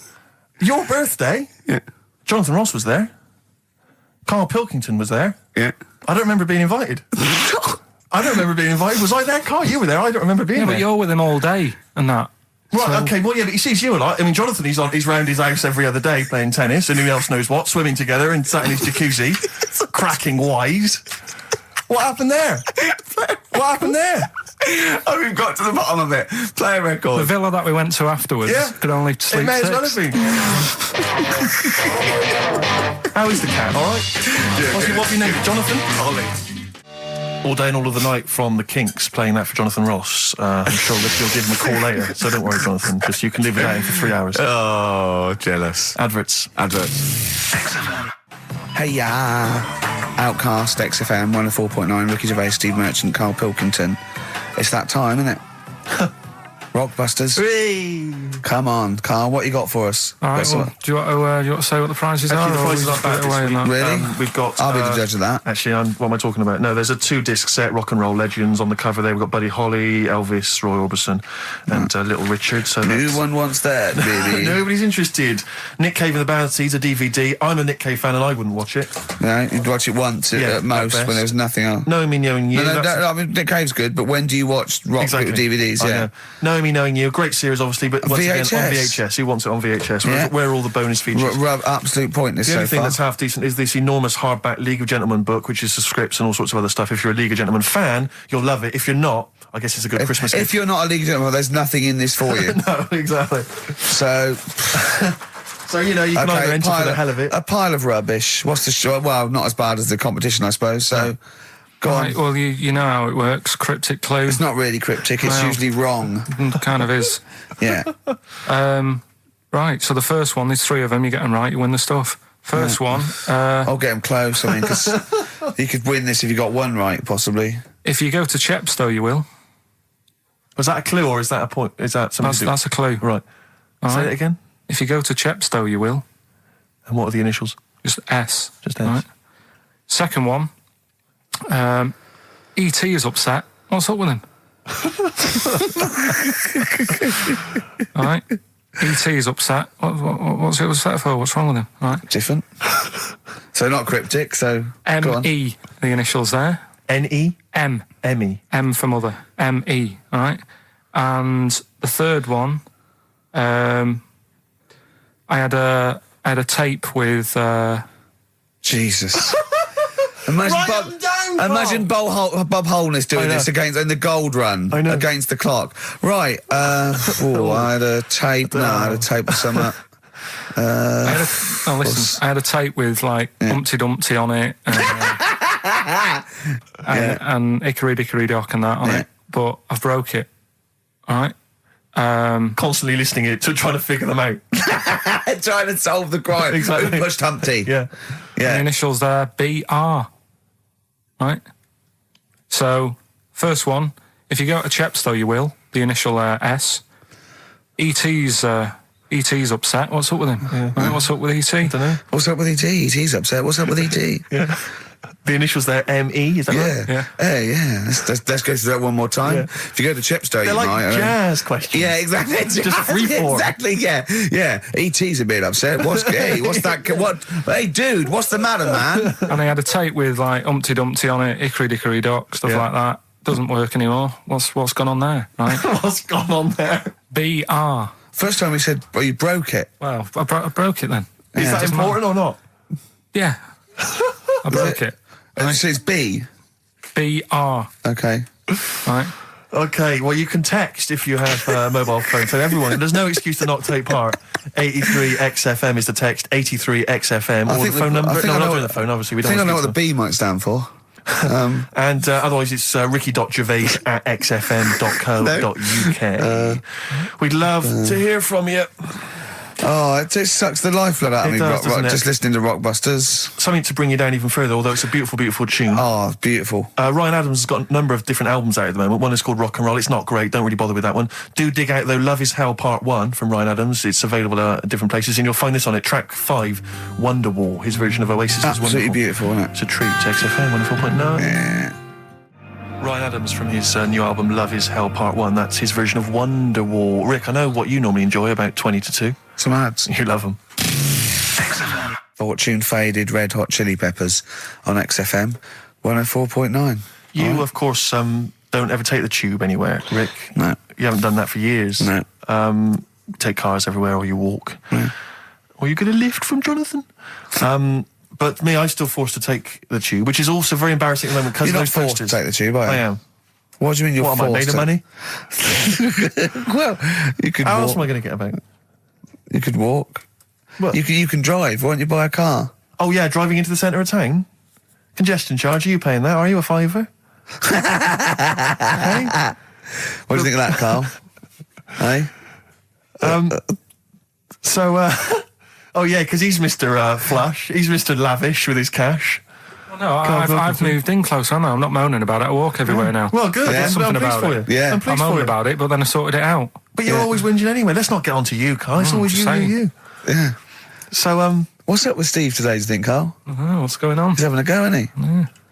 it's not helping those posters being on the tube of us. That's not helping.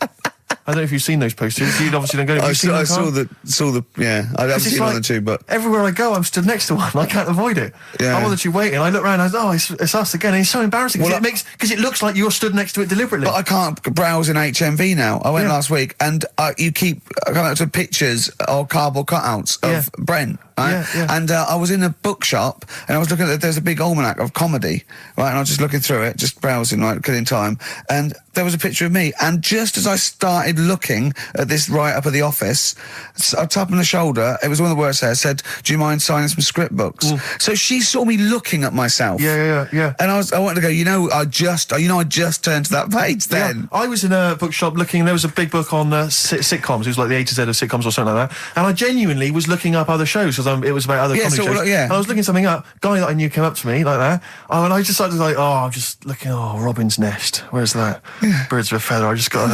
Because it's like, I'm interested in comedy before the fact I got in comedy. So I will buy a book on comedy. Exactly, yeah. But on the tube, it's really awkward because it's like... it's everywhere I walk, they're kind of round the corner, so you don't sort of expect them. And then I'm sort of running now from kind of corridor to corridor, pillar to pillar, to avoid being stood next to this picture, in case I look like someone who stands next to this picture, trying to get recognised. Imagine that. Of course, Carl didn't want his little round bald head on that. Yeah. But I was on the tube today, and sometimes you can't help but overhear a conversation. Yeah. And this one woman, there was two friends, they were sat there.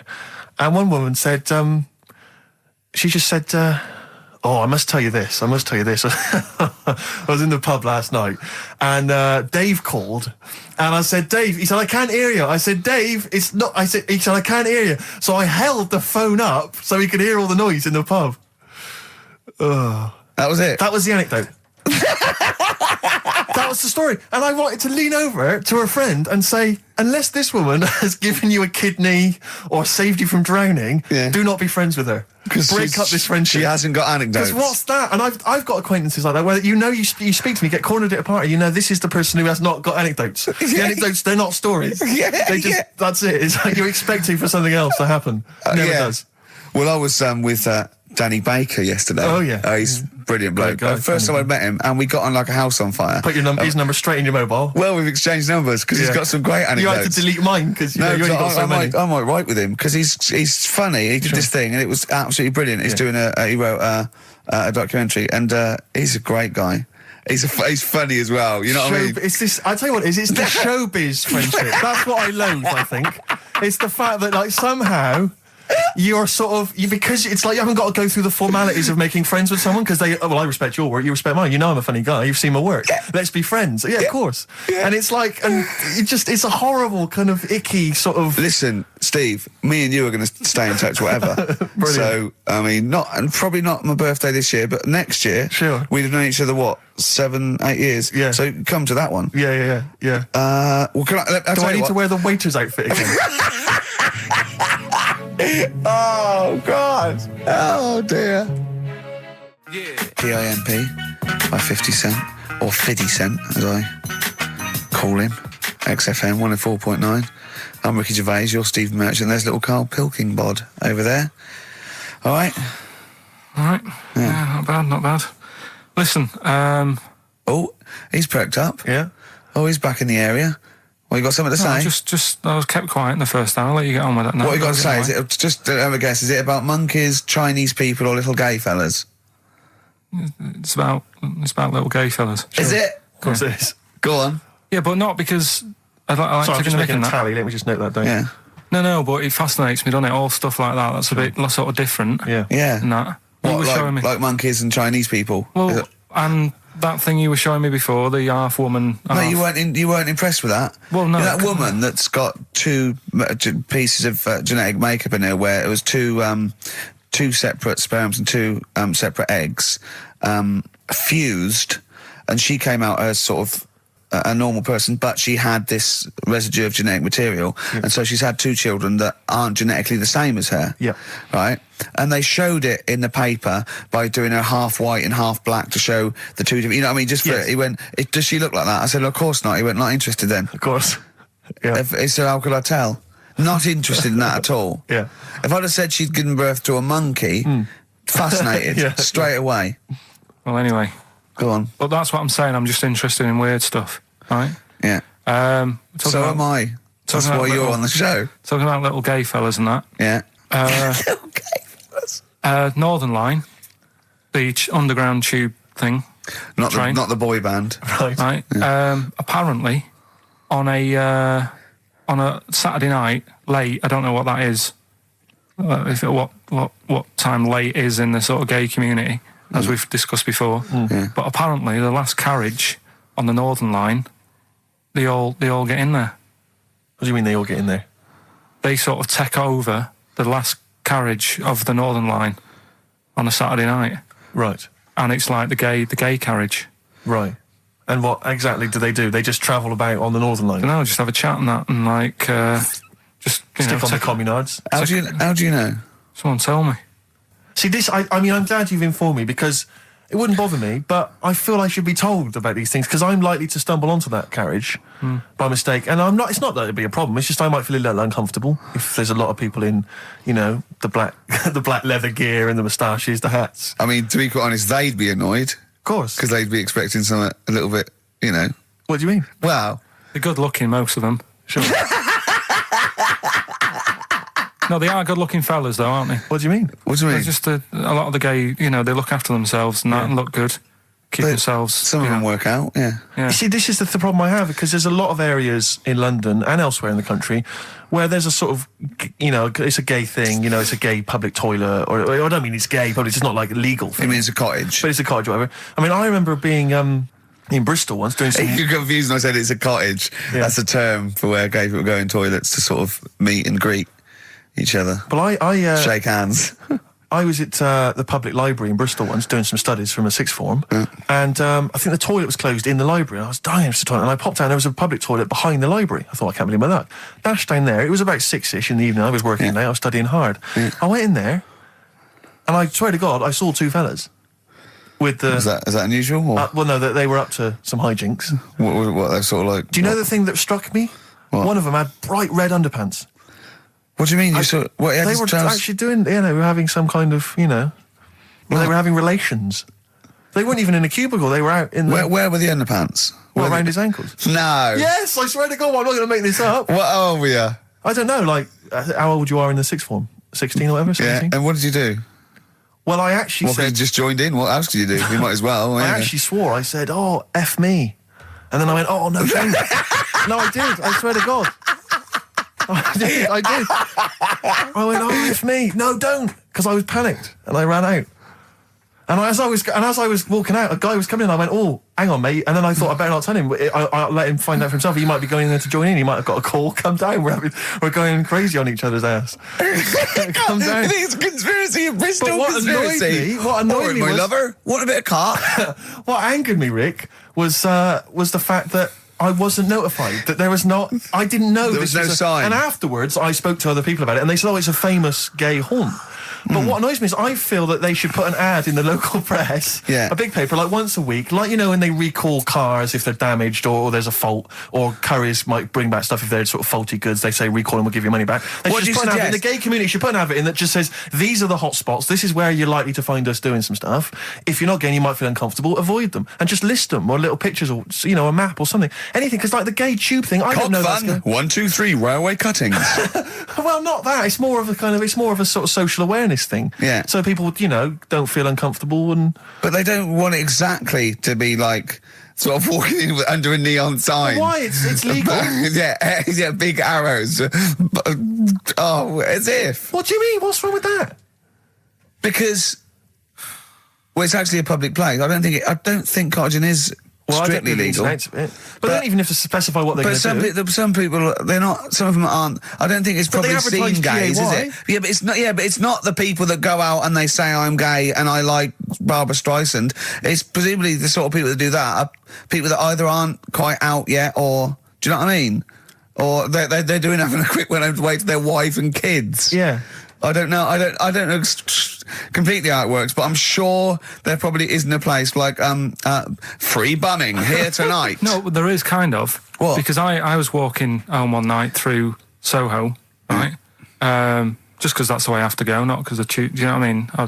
I wasn't going there on that, right? So I'm walking through, right? And I was handed like a card, which was like a gay event, right?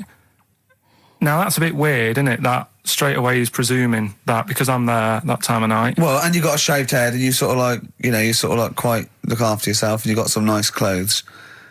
Yeah, but it's still... You look can't like really a little presume. bit rough, don't you, from Manchester? You look like a northern rent boy who comes down to stand outside McDonald's. But the card was rubbish, right? What do you mean? Had this fella on it, right, all sort of greased up and that. What would you look? Just having a look what he'd handed me and that. Right. Just having a look. Picture of him, sort of sailor's hat on, tan body, like just his arse out like that, and rubbish slogan, right? The best bum in W1. Is bum there a noun or like a verb? What do you mean? Well, to bum, is it like get the best bum you've ever had, or he had the best bum? I think it's just I don't suppose you asked.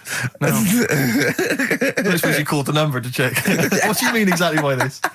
Does it mean you've got a great arse? Do you mean I will be well bummed, or do you mean you've just got a good... Come on now, let's Can I just a final point about, because I asked my friend how it all works up on the Heath, because I live in Hampstead Heath, near Hampstead, and I was where I didn't want to go walking and get myself involved in anything. How can you get involved? No, again, I didn't want to walk. Sort of like, it's like, oh, you believe it? I couldn't say no. Oh, my wrist, it's knackered. What do you mean? Well, I was there for about 2 hours. I must have gone about 43 of them. But I didn't like to say no because they were so pleased to see me.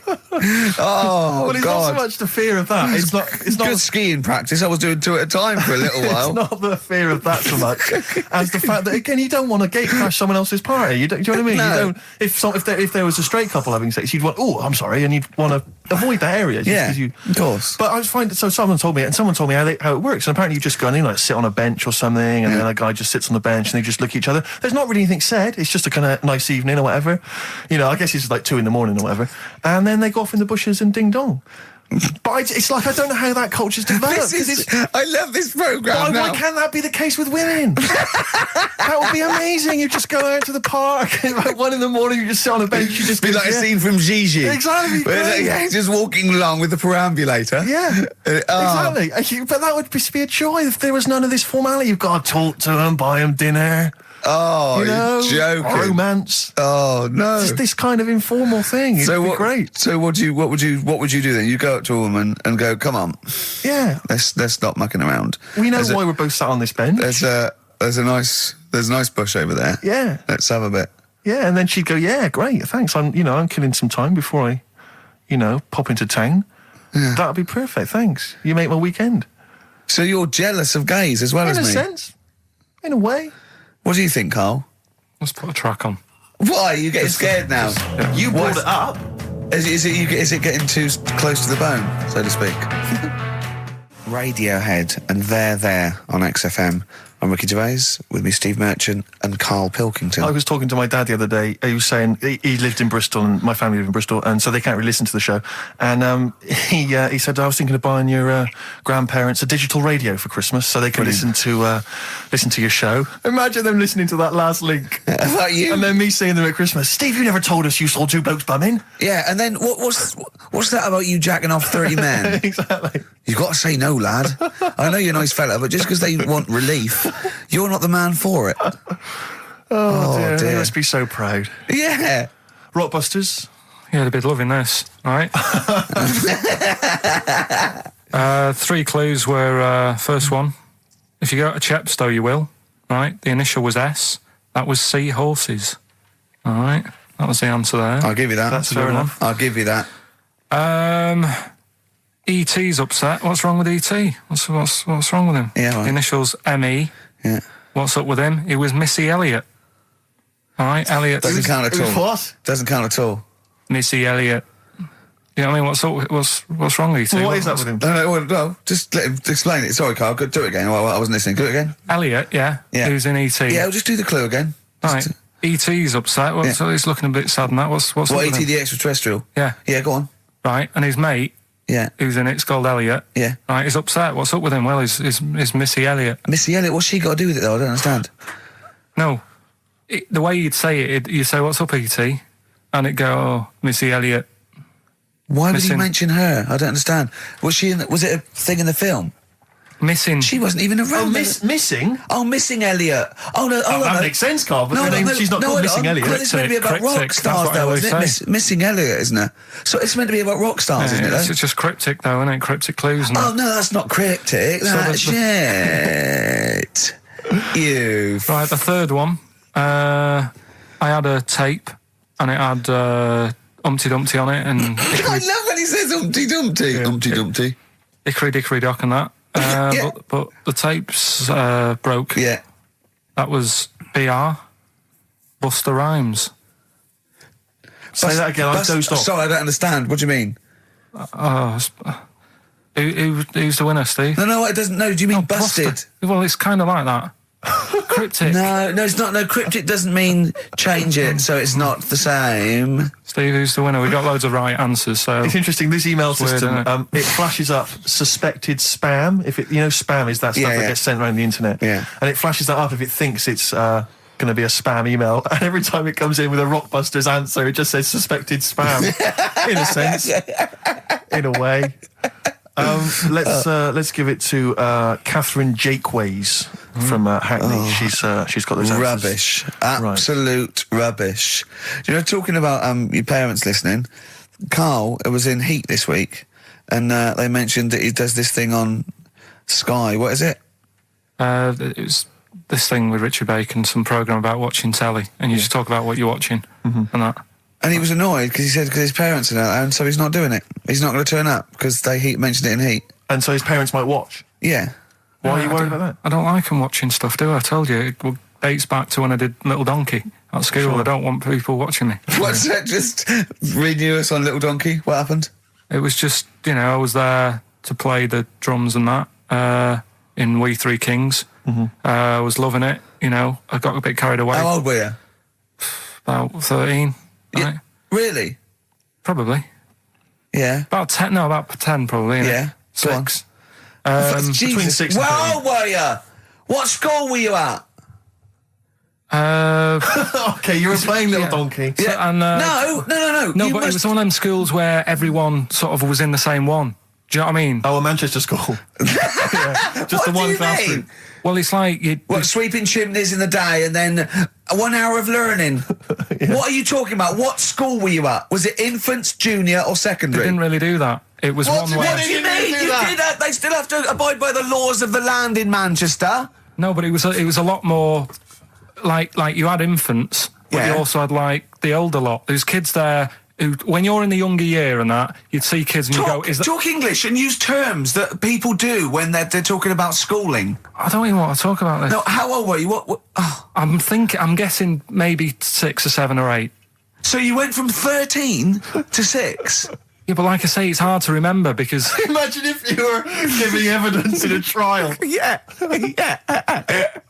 How old were you? I don't know. Yeah. I mean, I don't know. I can't really narrow it down other than 7 years either way. Theoretically, he could get called up for jury service.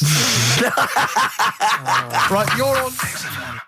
White Stripes, hardest button to button on XFM. That's a frightening thought that you came up with before the break.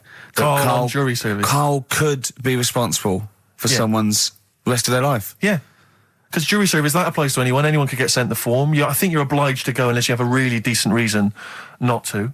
Imagine it was a really, really important trial. But what annoys me is that isn't it supposed to be you're tried by 12 good of men your and peers? true. 12 good men and true. Yeah. Good men and true. And women, of course. The only these thing days. I can hope is that the defence attorney would wheedle out Karl at an early stage. Oh, yeah, objection. I object. Yeah. Why? I object. Have you heard of something called Rockbusters? Yeah. Well, sorry, you can't just object on that. Okay, then what if I tell you my client, standing trial, is a little gay Chinese fella? And here are some of the tapes Yeah. from XFM. My What would you do? suspicion is he's prejudiced. So how does it work then? How does what work? What do you mean? You just get called up and you have to do jury service unless you've got a very good reason. And it's not, I normally have Mondays off. Yeah. Oh, you wouldn't like that. Oh, yeah, or you have to get there at 9 I've got to o'clock. prepare monkey news. Yeah. Oh, you couldn't stand it. Just wouldn't do it. I wouldn't What would you say? say, oh, don't get me involved. Because I got involved once. Don't get me involved! No. What do you mean you got involved once? Well, with the police and that, when I lived in Manchester, I saw a bit of car crime going on. Right. And I got involved. Hassle. Telling you. How did you get involved? You phoned the police? Yeah. Yeah. Because I thought, Snitch. well, I know, well, that's just it. But I thought, I'd hope somebody did it with my, well. Yeah.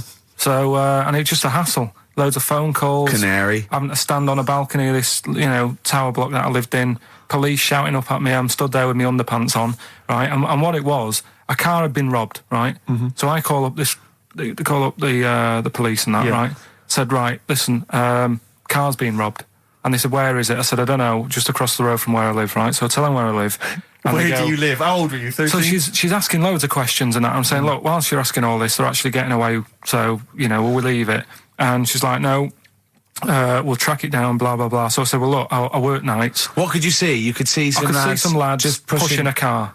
Pushing a car. Yeah. That's how they steal cars in Manchester, is it? Yeah. Everywhere else in the country, they're getting in, they're driving them away. In the south, they drive them away. Exactly. You usually sort of like In start the Manchester. engine. It could get away a lot faster. What do the police do? Push their panda car after them. Exactly. Say, come on lads, don't cheat, don't get in the car. They're just pushing it. It was late at night and that. And I suppose okay. you don't want to start the engine. Because you don't want to wake people up, not when you're nicking cars. Of course you don't. All right. No, So, no. so late Late at night? Hold on, they weren't gay. wheeling They it to weren't the gay, bus were stop. they? They were out late, really? Come on, Carl. So what happened? So, anyway, I said, look, don't call me back. I'm going to bed. Right? I've got to work in a bit. Brilliant. So, Let's go. What? so that was that, right? Where were you working? Next thing, right? Phone's going. Hello, it's the police again. I said, I told you not to call me. Right? I told you not to call me at home. So they said, right, the police are outside. Can you go on your balcony? She's like, oh. So I'm 10 stories up, right? Stood on the balcony with like my underpants on, right? And the police are saying, where's the car? And I'm saying, I don't know, they've gone down that road now. So I'm trying to point to them. They're shouting up, saying which road and all that. And I just thought, why did they get involved? Yeah. I don't think they found it. No. It was hassle. The Do you know what I mean? blokes were pushing it too fast. Exactly. They were in the next street by now, weren't But they? this don't get involved. Don't get in. After that, Imagine him being on some sort of trial where it's like some sort of mob affair. Yeah, gangland murder. Imagine him going into the witness protection. The police just explaining to him, your new name is Jeffrey Peters. Well, why can't I be called Bruce Wayne? Well, no, Mr. Pilkington, listen. Imagine that. Do you know what witness protection is? oh, go on. Amazing. Look, it's when, supposing you were to give evidence against the mafia, right? You've done a job for them and now you have to give evidence against them, right? Because All right, well, if you're going to do... I mean, all I did was 2 kids nicking a car. Yeah. Don't start messing with mafia. No, listen, of course not, no. But let's imagine you were in the mafia and that you got caught doing something, but instead of going to prison for the rest of your life, you said, oh, well, I can give you Mr. Big, yeah? So they go, okay, give us Mr. Big and we'll let you off, right? So the police go, right, okay. I got handed this leaflet in Soho. So you say, okay, well, I'll give you names. They go, right, we give evidence in court, and you go, yeah. They go, right, we'll have to get you away because you'll be done for. So you give us all the names of Mr. Big, right? We'll give you a new identity, a new passport. We'll let you go and live in Canada for the rest of your life with Suzanne, right? So why have I got to do all that? Because they'll bump you off, won't they? How did you know it was me? They'll find Because out. you have to give evidence in court. So they go, oh, Pilkington squealed. So you got to change all your life. Yes. Yeah. They've killed someone, yeah? Yeah. Well, look, you just know you're giving them in to keep you from going to jail. So you don't want to spend the rest of your life in prison because you're involved in something or assault or whatever. It doesn't matter, Carl. No, listen. I'm just. How would the mafia know that I've said something? Because you say in court, those are the people. He's Mr. Big. He's Mr. So and so. He ordered the hit. Don't you know anything? It's a lot of messing around, though, isn't it? But... So I've got to leave this job, yeah? Yeah, I think they might try XFM first. I'd have to... What? I'd have to bin Suzanne, would I? No, she can go and live with you. You have to cut off all your ties with your friends and family, though. You can't contact them. You got to leave them behind. Would she have to change her haircut? Possibly. When did the murder happen? Yeah. What would the new identity be that you'd choose? What would you choose for yourself? What name? Probably, I wanted to be called Brett when I was a kid. Okay. Right. Brett what? Brett Pilkington. You got to change your surname, yeah? Yeah. Well, yeah. Yeah. Maybe go X-Directory. Where would you move to? Probably back up north. No. Well, no. No, don't do that. Don't do that. Can I suggest maybe Brett Hanson and go and live in Australia or Canada or something? Well, maybe when they're not operating, maybe, you know, and they just forget it. You might have to change your identity as well. You might have to grow your hair. Well, you can't grow your hair, but maybe wear a wig or a moustache. What would you do? What would you wear? So, like an afro or something. Something like that. That would be brilliant. That would be absolutely And I've got to do brilliant. all that just because for 5 minutes I stood in a court thing. Yes. And said he's the one who did it. Yes. Yeah. Well, why can't I just wear the afro and the glasses when I'm in the court? Say my name's Brett, right? Yeah. Change my voice a bit. He did it, and they go, thanks very much. I go off, I carry on my life. That's I'm still coming in here on Saturday. I don't know why they haven't thought That that. is genius. I don't know. Discounts all the winners' protection scheme. Why don't they do that? Yeah. So they go, well, I'll go to court as Brett Hanson Yeah. with an afro. I don't like that. Yeah. Right, and then when I come out, I'm back to Karl Pilkington, still talking like that, but without the afro. That is perfect. You've got... Why don't you call the FBI and say, listen, I can save you billions of dollars a year. You're a genius, Karl. All right. Well done. Or Brett, should I say. The specials, Rudy, a message to you on XFM 104.9. Still to come, Rick. I know you're excited. Karl puts himself inside a movie this One week. Flew Over the Cuckoo's Nest. One Flew Over the Cuckoo's Nest. Look I forward think to you that. I can imagine him in an institution like that, though. Not much of a stretch. Let's have some ads. XFM. Don't Look Back Into the Sun, Libertines on XFM. I'm excited, Steve. It's that time. It's that time of the week. Go on. Well, Karl's in a little film. Oh, that's what you're excited about? Yeah. Sorry, I thought you meant the show's almost over. Yeah, no. Come on in, Karl. Right, so, yeah, I'm in One Flew Over the Cuckoo's Nest. Yeah. Took a scene from it. Yeah. Got to listen carefully in that. At the end, there'll be a question on, like, the clip that you've just heard. It's sort of like what they do in the Krypton Factor and stuff. So do you want to read out the prizes? Or just Yeah, little there's usual things. It's a couple of rock and roll albums. We got the... Why is it called One Flew Over the Cuckoo's Nest? I can't remember. I think it's explained in the book, but I don't remember. I haven't read it for many years. If someone knows, just a quick email to do. I'd like to know that. ricky.gervais@xfm.co.uk. You can win yourself, if you get the question right, the League of Gentlemen Series 3. We've got that Rock and Roll Legends again, the Best of Blondie, a nature programme, and the Old Grey Whistle Test, Volume 3. So if you're Brilliant, so over that's well 50, worth- you'll enjoy that. Yeah. And just, if you haven't seen the film, it's just about, like a... What would you call it? Well, he's a guy who thinks he's going to get away with prison by going into a mental institution. It was a new experiment, but he finds out he can't get out and he's sort of trapped. And well, people know it. Everyone knows what. Just play it. Just Well, play I it. saw it last week, so... Just play it. All right. Well, you know, I've been observing you here now for the last 4 weeks, and I don't see any evidence of mental illness at all. Yeah, no, I'm not mental. I never said I was. I mean, all right, I got an E in history, but that isn't why I'm in here. I'm in here because I had to get away from the outside world. It was doing me head in. I've been working too hard. I'm stressed out. I've been working like loads of hours Monday to Friday. I've been working on a Saturday with Ricky and Steve. Right, that's been doing me head in. People think that's a laugh when it isn't. You're right? busy right now, are you? You got something to do right now? See, this is why I'm here today, Doctor, because he's doing me head in. What do you mean, sir? Well, he's doing me head in. I came here to get away from Ricky. He is just as bad. I'm smarter than him, ain't I? No, you're an idiot, right? You're just... We're just good friends. No, we're not friends. And if you were a friend, you wouldn't be doing that to me, Ed. How do you mean that? Well, don't ask... Come on, I'll show you. Yes, Lower your gun. Get him out of it. Get him off me! Get him off! Now, just hold it right there. All right. You get off! Doctor, will you tell him? McMurphy, don't hurt you, does it? Of course it does. That's it. Now hold on to it. Not too hard. You'll crush all the air out of it. He normally does it harder than this, but... No, just warming up. Warming up. Warming up. What's going on? All right, baby.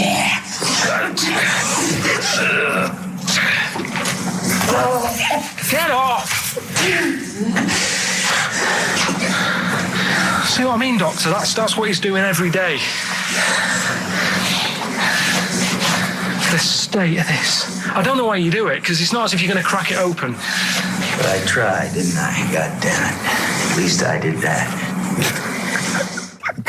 I love it, the effort. Yeah. It's almost, I wonder if it's almost a strange premonition of the future. Yeah. You in some kind of home. All right, well... What's the question? Little question, then. What result did I get in history? Good. Right. Yeah, well, tricky one, that. ricky.gervais@xfm.co.uk. Or text, will we take text? I can't really bother to check the texts. All right, then. Here you know. Thanks for that, Rick. Sneezy. Yeah. All right, I'll play... Prinish Brothers, yeah, it's a lovely tune from their album, what's it called? Yours, Mine and Ours. Blinded by the Stars. Blinded by the Stars from the Prinish Brothers. We've a couple of texts. I do occasionally have a look at them. Go on. We've had one here complaining. It doesn't say who it's from. It just says, wow, really clever homophobic material. Genius. Switching off, idiots. Oh, I don't know what they mean. It was not clever homophobic material. It was just homophobic. Well, what do they mean, though? But how is it homophobic? We weren't being anti-gay. We were saying we don't understand the gay world. And anything that's... We were querying and questioning it. Yeah, and Carl, see, this is what I mean. Carl gets us into trouble. I can't go through Chinatown anymore. It's not really a town, though, is it? It's not really a town. It's more of a novelty street. Novelty street with restaurants. Yeah. But I can't, and when we sort of like talk, we get tarred with the same brush as him because the man's an idiot. Yeah. But we often say that. We are not homophobic. I don't think Carl's homophobic. He's confused. He's interested. He's got nothing against Chinese people. He's got a little theory that they don't age well. And these are the sort of things that come across, I mean... They're not meant to be homophobic and racist. They're showing that Carl, I don't know the PC term for this, is a bit mental. Yes. And, I think we're doing our bit by letting him on the air. On the air as well. Like that complaint he got about that woman on, what's it called? Who are you looking at? Yeah. Because he said about, I don't even want to repeat it, but he said something, Yeah, but I never meant to upset anyone with that. No, I know you didn't. No, I know you didn't. No, but I mean, it's on a website now, and to be fair, she does say it was Carl that said it, and we were the idiot presenters that let him on air. But it's like Carl is bad for our reputation. Yes. Do you know what I mean? It's funny to be in a room with him, but then I want to sort of shake it off. Yeah. And I don't know what to do about Guilty it. by association. I know. What have you got to say for yourself, Carl, for some of the stuff you come out with? What have you got to say? I mean, I know the answer. It's absolutely from the heart and genuine... ignorance.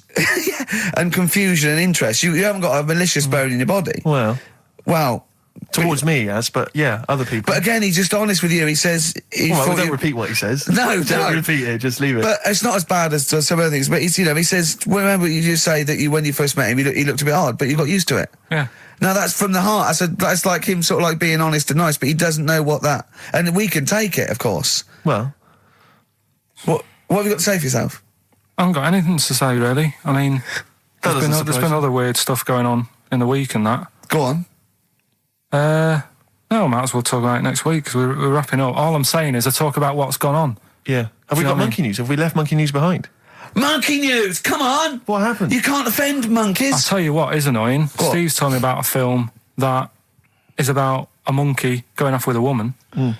The Charlotte Rampling thing where she... It's a film called Max Mon Amour. Yeah, she has an affair with a monkey. Go on. Yeah. Oh, what happened? You wouldn't like it. We can't go into it. You wouldn't like it. You wouldn't like it. It's not like it's weird, and you wouldn't, Carl. It's not like a nature program where he wears a bowler hat and can talk. Okay, the nature programs that you've seemed to see. Yes, I'm trying to think. I haven't seen that one. No, yeah. Come on, do monkey news. Well, monkey news this week. Play the jingle. Oh, chimpanzee, that monkey news, Right, it's about this monkey that was knocking about in the 1950s. Right. It was known in the sort of LA area. Right, and apparently, Again, I haven't really checked all this out. I've just picked up bits that look interesting. Yeah. Wore a golden mask and like a cape and a leopard skin belt and stuff, right? So people didn't know that he was a monkey. Of course they didn't know, yeah. They thought it was this bloke who's going around and he was helping out crime situations and stuff. Right, you're an idiot. So this disguise, that you see a 3'6" bloke with arms the length of his body. No, but that's the funny thing, right? They sort of thought, it's a bit odd, he's stocky, yet extremely flexible. Yeah, and hairy, because he only wore a white mask and a belt. And a distinctive jawline and stuff. And then, apparently, like, he used to sort of get to his... Nothing we say gets through, does it? You've decided you can picture this monkey going around solving crimes, and it's... telling you. Let him finish the story. Time's running out. So it sort of get to its crime by, like, swinging from the trees and stuff. Of course it would, right? yeah. But people just thought it's a normal fella. Of course. Then what happened was... This is the bit that's going to annoy me, isn't it? He helped some fellas out, like, and for a reward... They were like, do you want some money? You've helped save our lives during a crime and stuff. Do you want some money and that? And he just went straight for the shopping bags, got a couple of bananas and apples, right? And as he was bent down, looking into the bag, getting the bananas and apples, they pulled his mask off. Little monkey. So he wasn't allowed to work for the police anymore? It ended there. Sure. Weird, isn't it?